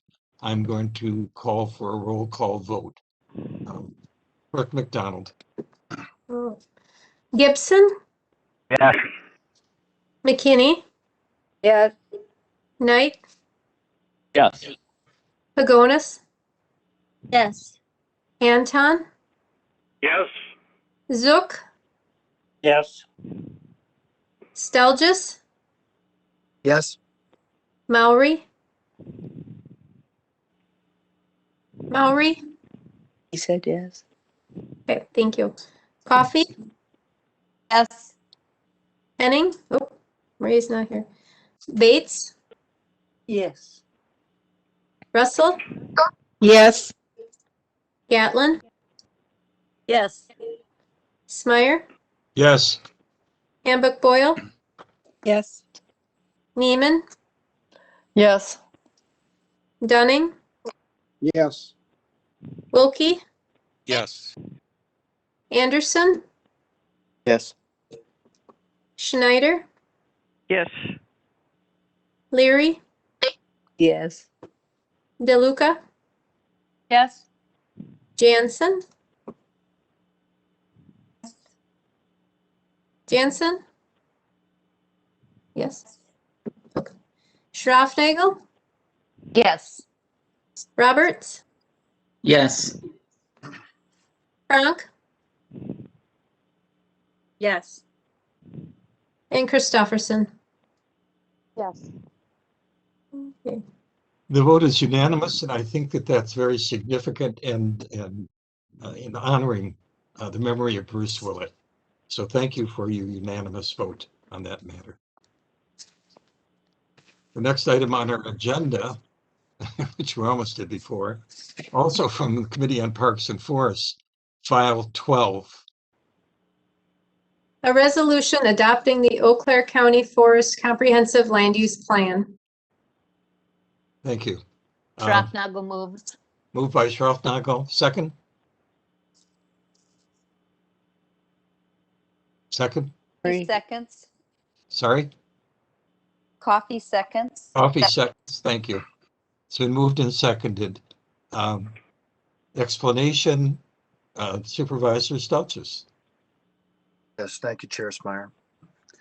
So I appreciate Clerk McDonald spared us 336 pages of attachment in our file here, but rather provided a link. So once every 10 or 15 years, the county is required to develop a land use plan for the county forest. And so that's what this document is. And ultimately, it will go to the Department of Natural Resources for approval so that we can continue to be part of the county forest, the state county forest program. But this is, as the word says, it's very comprehensive. And I guess I would like to just point out that while we see a lot of these big plans, they are very tedious to put together. And oftentimes we glaze over when we look at them or consider them. But this particular plan, I can say that we have tediously through chapter by chapter with the entire Parks and Forest Committee, taking comments and questions and doing multiple edits on every single section, which required multiple meetings. So I'm very proud of the fact that we've had great input into this, which resulted in actually quite a few changes. This was also made available for public comment, and it also was commented upon by our Parks and Forest Advisory Committee. I have asked Director Peterson to be with us this evening, so he might do a very short synopsis of what the significant changes are in this plan from its previous version. So I think I saw Josh is on, and Chair, if we could turn the floor to him. Without objection, Mr. Peterson. Thank you, Chair. Yes, as Kevin stated, we certainly worked on this plan for probably a good portion of the last year and a half to 2 years. There's been many challenges as everyone has dealt with the pandemic, but we did get to an end plan here that is a very good plan. Something that I'm very proud of myself. This is my first process going through this, but some of the changes or noteworthy things that this plan reflects that the previous one did not. I have a list of things here, and I'll just go over some of the highlights here. There's more focus in this plan on some of the goals that the county as a whole is working on, such as climate change and sustainability. We have a section in the plan that focuses on favorable forestry practices that will help make the county's goal of being carbon neutral by 2050. There is additional language in this plan that regards any land sales or land trades that we would consider in the future that do require a 2-to-1 ratio of value replacement on those sales or trades, which was not in the previous plan. There's updated information on some of the silvicultural trials that we are doing on the county forest, some experimental work on oak that we're conducting with UWSP, some of our aerial seeding, some of our deer exposure practices that we're doing. All these things are new, some new forestry practices that we were not doing in the last 15-year plan. There's increased language in this plan on our tree retention guidelines, our green tree retention. This is the amount of dominant cover that is left on timber sales and the guidelines for that, some new language in there. There's also inclusion of some of our geological and culturally significant sites on the forest, areas like Big Falls and Knights Pool and Hamilton Falls. Those areas were not featured in the last plan. There's increased language on our dispersed camping permit process in the county forest. There's more language in our recreational trails section that focuses on how we build new trails, what considerations go into development of new trails and permitting process that we need. There's also a focus on some of our future staffing needs that we may have as our department continues to expand and take on additional duties. Some of that is focused on our recreational deputy. That might be something that our department would want to partner with the sheriff's department in the future. And then just on our natural succession and loss of some of our species on the county forest, some of our species that are the earlier successional species, our jack pine and our aspen, some of those are decreasing in the county forest while they're tending to convert to white pine, which I listened through the whole part about Bruce Willett and how white pine is, to a forester, it's a bad tree, but we definitely learned to appreciate that as well. So, yeah, there's other things I have here, but I don't want to take up too much time. All I want to focus on is these things and let you guys know that we definitely had a very thorough review on this, and it was a rewarding process to go through for myself and all the committee members. Thank you. Questions, comment, or discussion? I hear none and I see none. We will now take a vote by voice. Please unmute.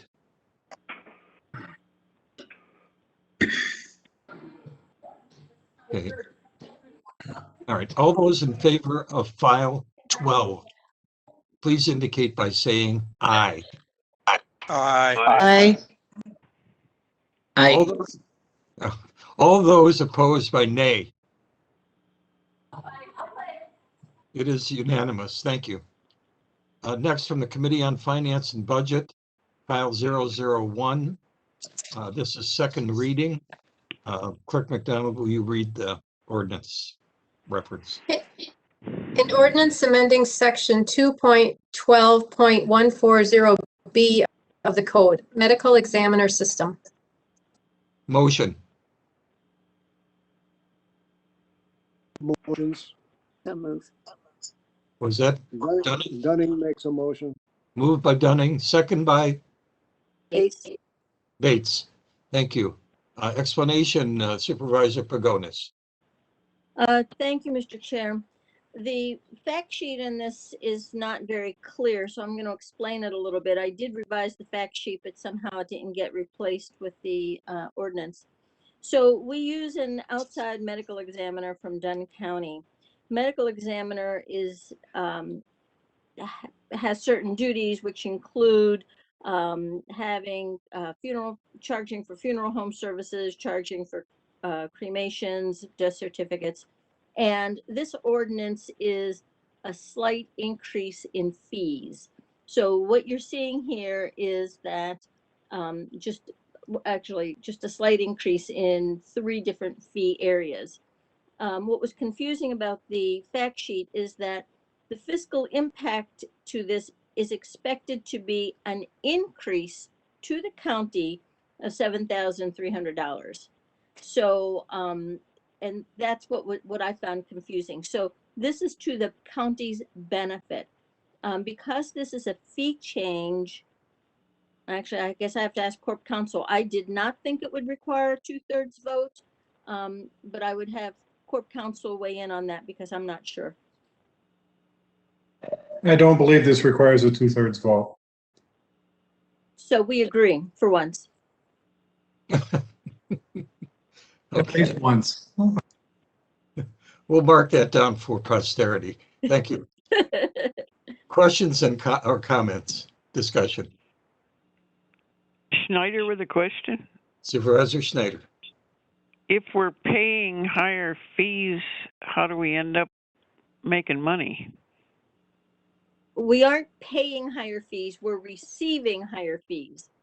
It's the fee that's charged for the service. So the funeral homes are charged for cremation permits and death certificates. So they are paying the higher fee, we're receiving the fee. Thank you. Any other question or comment? Supervisors, we will do this, but, well, let's see. This is an ordinance change, and my preference is to do this by a roll call vote. Okay.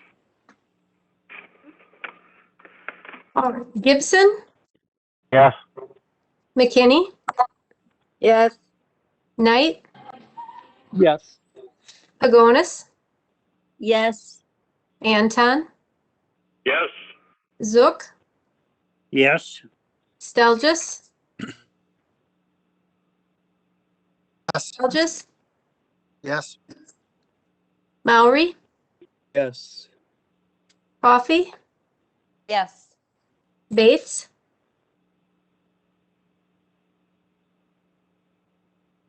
Russell, Say Yes. Gatlin, Yes.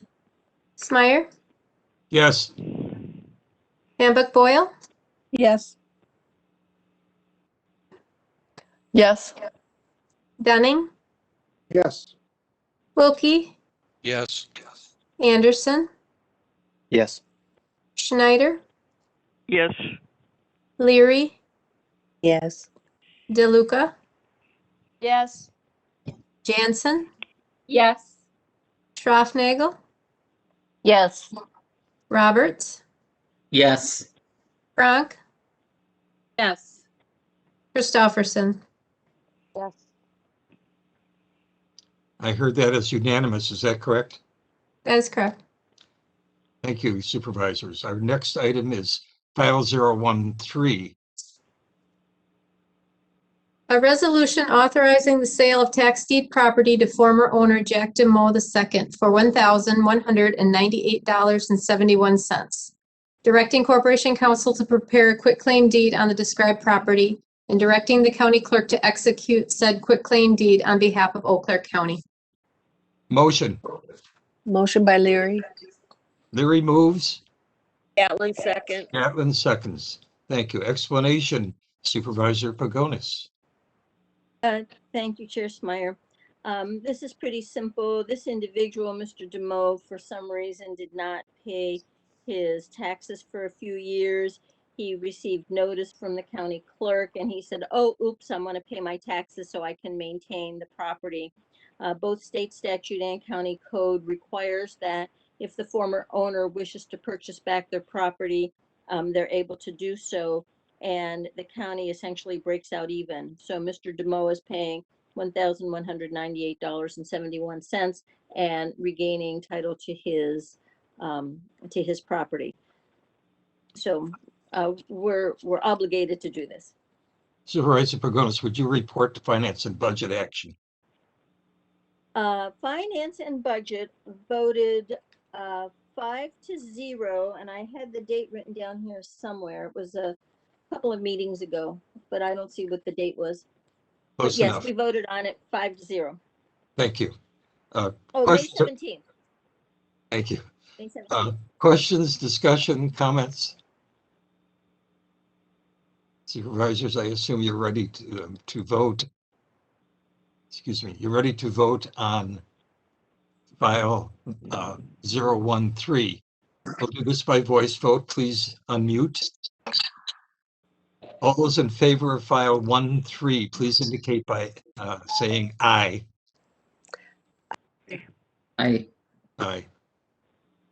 All those opposed by nay.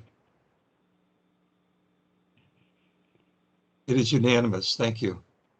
Next item on our agenda is file 004. A resolution authorizing carry forward of funds from 2020 budget into 2021 budget. Motion. Supervisor Wilkie moves. Wilkie moves. Second, Humbach Boyle. Humbach Boyle seconds. Thank you. Explanation, Supervisor Pagonis. Yes, I'll be quick on this one. So Okay. this is the third, I will be.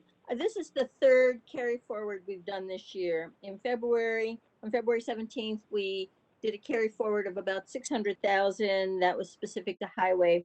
On April 20th, we did a $3,280,000 carry forward that had a whole variety of things, primarily capital. What you see today, these two items, some funding from the general fund, which is specifically for information services, and the other amount for LED lighting for facilities, they were missed. So when we did that much larger carry forward in April, these were others that we missed. So this is something, as we said, we have a carry forward policy. And as you can see in your documentation, this is primarily because the projects were delayed. So this, I'm hopeful that this will wind things up on the carry forward front. Would you report the action of the committee? The committee voted on April 20, actually, I don't know when the committee voted. The committee voted to approve, but I don't remember when we did it. That's good enough. What was the vote? 5-0? 5-0. Thank you. Questions, comment, or discussion? I hear none. I see no hands raised. We will do this by voice vote. Supervisors, please unmute.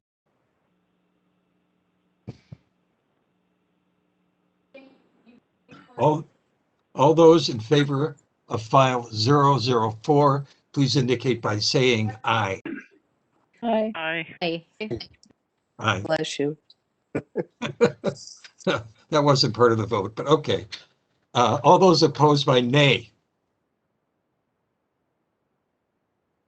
The motion carries unanimously. Thank you. Next is file 015. Authorizing a budget amendment to exceed the amount of expenditure for the new highway facility. Motion. Resolution. I'm sorry. Who I moves? just said it was a resolution. I'm sorry, lost there. Who moved that? Motion. Anyone? Motion. Leary moves. moves. Thank you. Leary moves. Dunning seconds. I just picked you, Supervisor Dunning. There's a panoply of voices there. Sorry. Oops, sorry.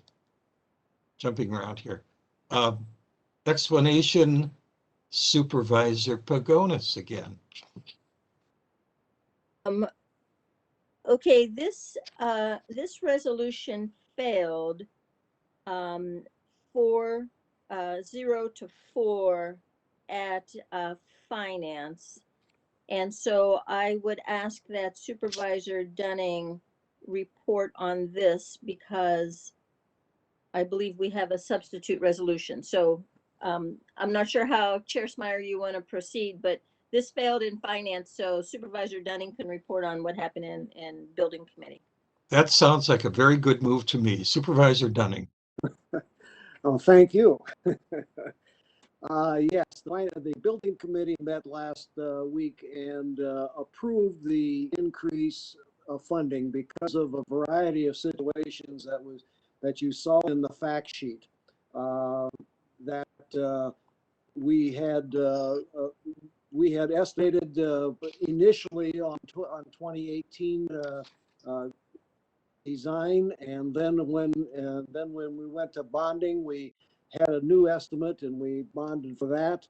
And since then, because of the COVID, we've had material prices go up, and we then proceeded to realize that we needed to raise the amount that we needed to have to pay for the building up to $32,753,000.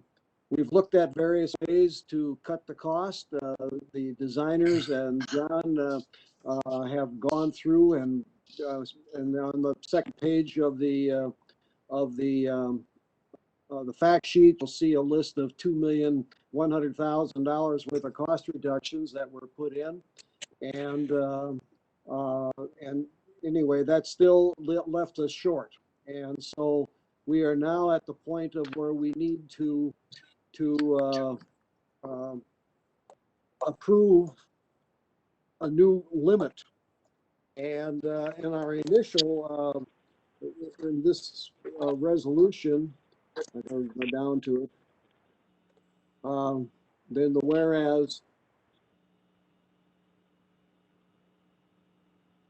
does authorize the increasing the budgeted amount to that and directing to continued explore. Well, that's the new one. What is this? Anyway, what had happened is that it looked too much like it was being put onto the bonding, and at this point in time, we're not necessarily certain we want to increase the bonding by that much, at least without going down the line a little further. But this earlier this evening, we rescinded this resolution and put another one in place. If I can, I'd like to just explain briefly why finance voted against it. The original resolution that was sent out there that's in the packet is asking for a budget amendment.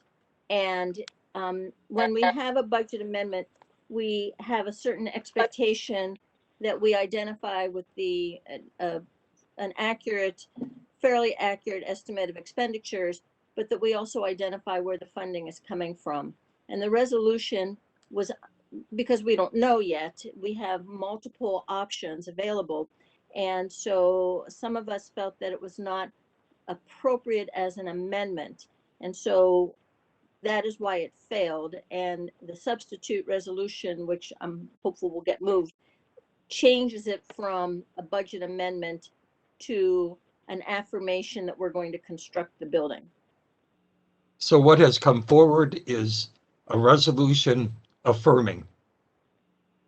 Nope, not yet.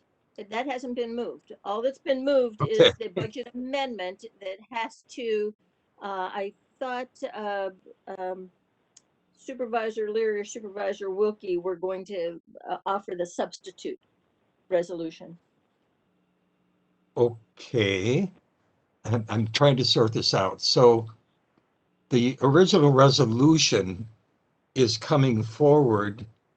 Your intention is that there would be a motion to substitute an amendment, correct? Correct. Okay, so let's get the resolution. Yes. So let's bring out the original resolution onto the floor by a motion. That's done. We've already done that. Okay, So now this is for the substitute, so I'm seconding Stella's motion to bring it out for the substitution, which she just stated. no, I'll make that motion. okay. Supervisor Pagonis, you are moving the substitute amendment. Yes, Mhm. I am. Thank you. Okay. Second on that. Sorry. Was it Second, Supervisor- Leary. Supervisor Leary? Thank you. Do you want to explain now what we're doing, Supervisor? I'll do my Pagonis? best. It is very confusing, and I apologize to the Oh, board. no, that's all right. The The reason confusion is we are mine. Thank you. okay. Sorry. The substitute resolution that's being put before you is being placed there because we wish to affirm the support for this project. Because in order to do the parts and the ordering and get the building going, we need to affirm our support for this. But at the same time, as Supervisor Pagonis said, there are various options that we have to pay for the difference. And the building committee, which I'm pleased to be on that, we understand and we need to do this in a timely manner because it seems the longer we delay, the higher the price goes for building materials. At the same time, I'm on the Finance and Budget Committee. I understand the concern. We don't want to bond for the entire additional amount. So we're trying to, and it was, as I understood it this evening, unanimous. Both the Finance and Budget Committee that met this evening is in support of this resolution of the substitute, as well as the Highway Building Committee also unanimously passed the substitute resolution. And we would greatly appreciate the board supporting this so that the building can continue. Thank you. Thank you for the explanation. Discussion. Oh, that's correct. Supervisor Chairman Wilkie. Smyer. Hold on. I heard Wilkie first. Hang on. Wilkie first, Well- followed by Dunning, followed by Pagonis. Well, first of Okay. all, I want to thank members of the Highway Building Committee and the Budget and Finance Committee taking a deep breath on this one and figuring out the best way to approach it. A number of people worked on this. I was not happy with obviously the amending the budget and not knowing the source on the revenue side. You don't do that. That's not a proper way to amend a budget. We clearly know the expenses, unfortunately, no fault of ours or pandemic put us in this bind. But what was determined it wasn't appropriate to do a budget amendment at this time until we could bring to the board here and firmness, where are we getting the revenue? What you are doing is you're acknowledging, affirming the fact that the reality is if we're going to proceed with this building and end up with a meaningful highway facility, the cost has increased, painful reality. So if you vote for this tonight, you're affirming, yep, we're going to have to bite the bullet on that part of it. However, you'll have another kick at it at some point in time. We will bring it back. I don't know why I'm getting feedback. We will bring it back to the board for your final vote. If it's bonding, it has to come before the board. If it's in our 2022 budget, well, that's the time you would vote for it. If it's the COVID funds, federal funds, which I'm very hopeful we can tap into those significantly, that process will ultimately again get before the board. But we felt it from a Budget and Finance Committee and the Building Committee that we needed to bring it to your attention that the building is going to, in reality, cost more, and would like your support to still move ahead with the design and ultimately the construction. So I would encourage you to support and vote yes on the substitute resolution for file 212215. I'm going to change the sequence because Supervisor Gibson had his hand raised first. So Supervisor Gibson, followed by Dunning, followed by Pagonis. Supervisor Gibson. Yeah, thank you. I had a question. I've got a few friends of mine that are contractors, and a lot of the cost they've explained to me is that a lot of the cost increases because of this COVID situation that we're all in, for a few different reasons. Would it, thinking about this financially, I mean, is it a possibility that this could be postponed for another year, put off for another year? Because a lot of those contractors have, they're thinking and knowing what's going on in that industry. They feel that once we get back to normalcy, that a lot of the cost for the building products is going to go down once this COVID situation settles out. So you would be speaking against the resolution? Well, I'm not necessarily speaking against it. I'm asking the question is, would it be financially better for us to postpone this and wait another year for those costs to go down, or to come back down, I should say? I have a couple responses. Yeah, I see.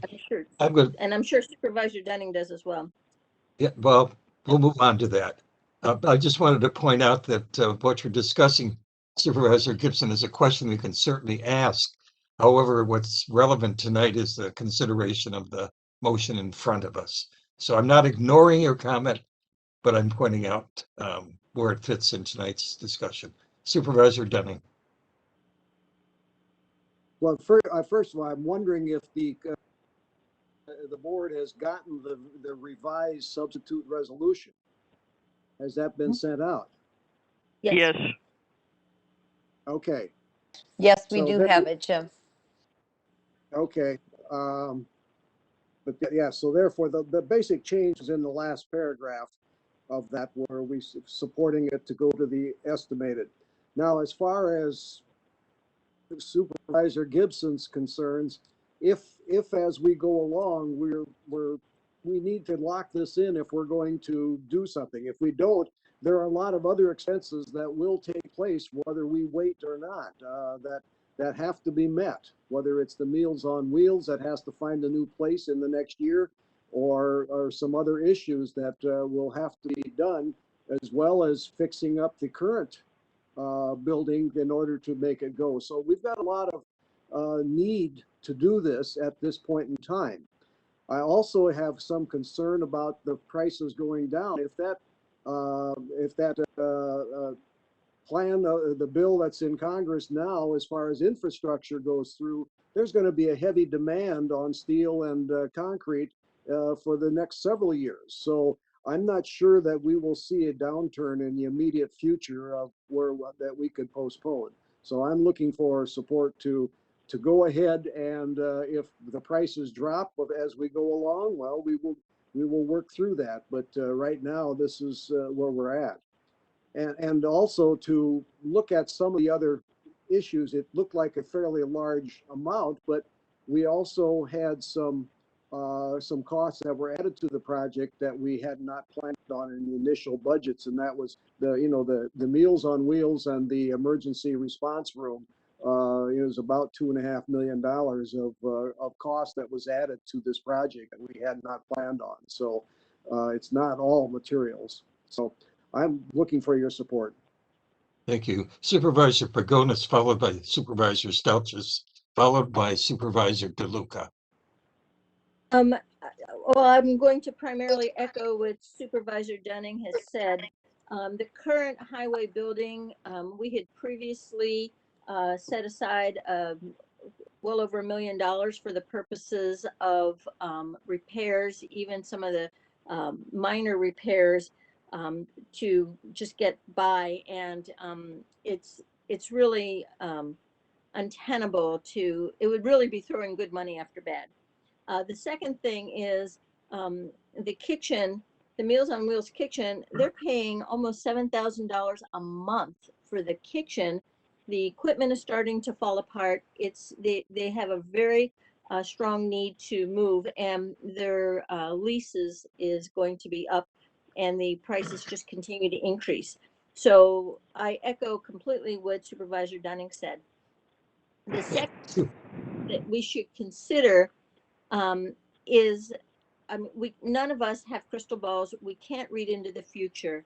And what we're doing today is saying we estimate the prices will increase based on what our contractors are telling us. So our contractors is saying we need to move forward. This project is going to take over a year. And if in the meantime, you know, some of the cost of supplies and materials change, great. But if they don't go down, you know, then, you know, we need to move forward. So I echo everything that Supervisor Dunning said. And again, the commitment is that we're going to continue to proceed on the building.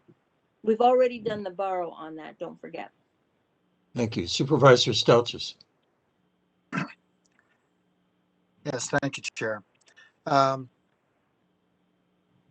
Couple things. I agree with Supervisor Pagonis. We don't have a crystal ball.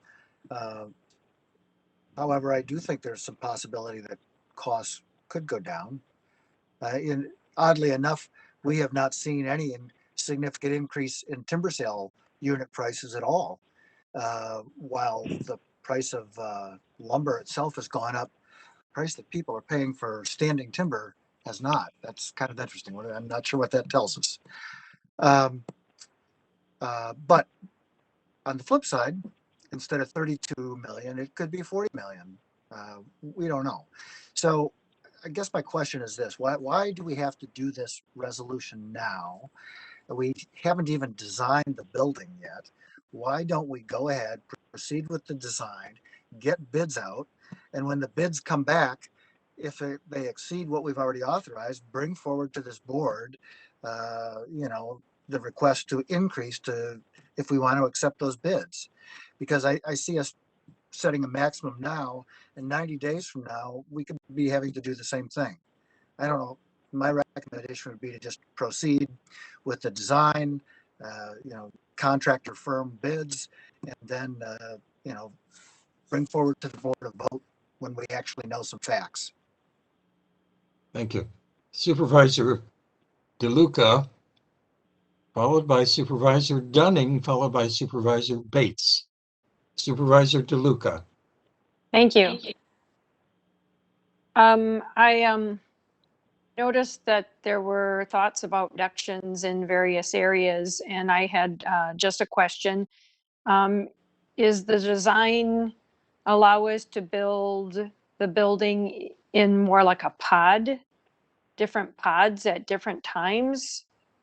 Or is it all one building? Supervisor Dunning, you chair that committee. There are several buildings on the property. However, if you don't build them all, you end up with the truck stored in Altoona and the operations and the repairs at the new site. So then you have running back and forth with trucks. It would not be, the operations cost would go extremely high. So that even though you do have some option on that, it is not, it has to go as a whole thing. Commissioner Johnson is on the line also. Would it be helpful if he talked to us? Because they've had, you know, even though Supervisor Stelzis said we should go through the design is in the process. We have gone out and looked at quotes with the designs we've got, and these are the prices we get. And Market and Johnson is telling us that we need to set the purchase orders soon, not wait. So, you know, our design is moving along as we go, and it's coming. And we may not know what color the walls are going to be painted, but we know what size the steel beams and stuff we'll need. Director Johnson, without objection, do you have a comment?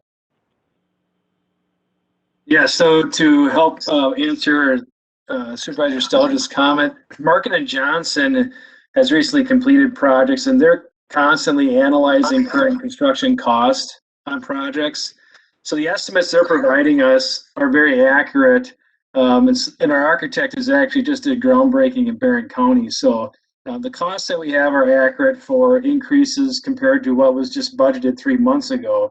And to quote an email from Markin and Johnson, this year, COVID has proven to be out of the normal. It's currently reported 8.3% for the year. The typical cost increase per year is 3% for labor and material. So based on what they're seeing, if we delayed the project, their cost impact to our facility would be between $500,000 to $1.1 million just for 6 months of delay would be the increase in cost based on the current trends. So, and the design has started already. We are in the process of finalizing the building envelope. The reason for that is that envelope has to be completed. The structure design has to be completed in order to get precast and steel for next year's construction. It has to be let out to bid by September of this year in order to even receive that next year during the building timeframe. Thank you for the clarification. We'll segue back to you, Supervisor Dunning. Were you done with your comment? Yes, I am at the moment. Thank you. I see no other hands raised. Oh, Supervisor Bates, sorry.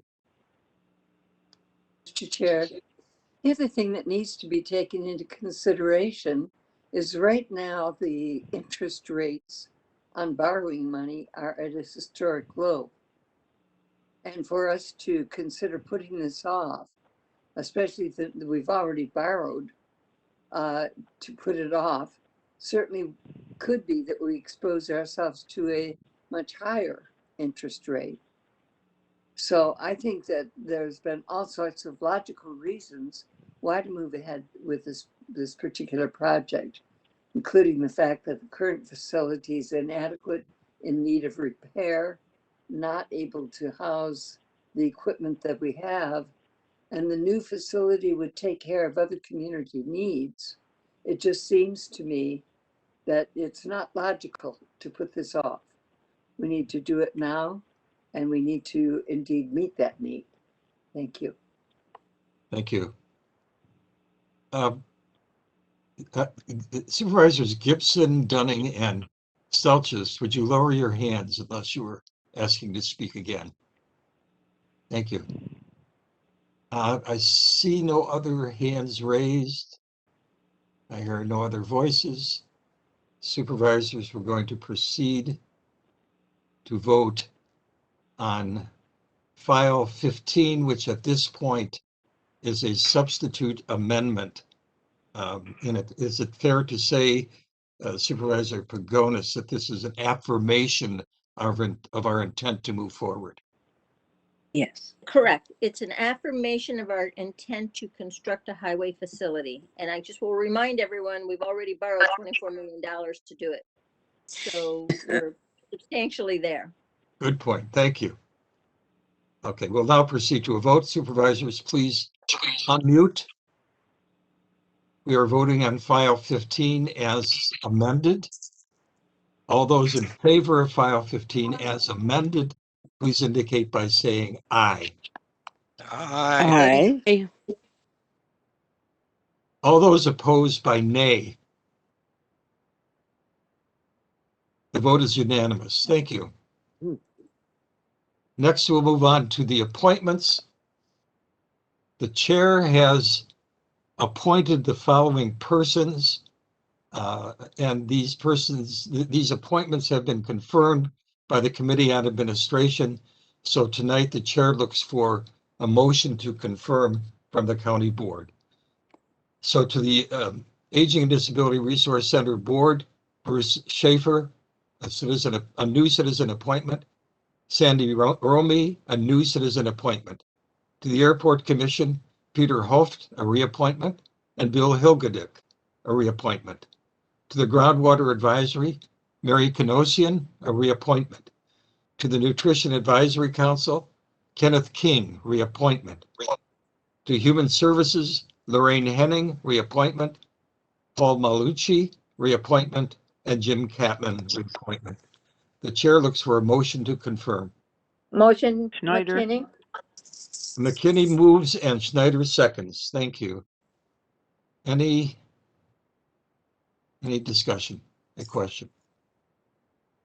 All those in favor of the appointments, of the confirmation of the appointments as listed, please indicate by saying aye. Aye. Aye. All those opposed by nay. It is unanimous. Thank you. Supervisors, we have reached the end of our agenda. We are now adjourned. Night.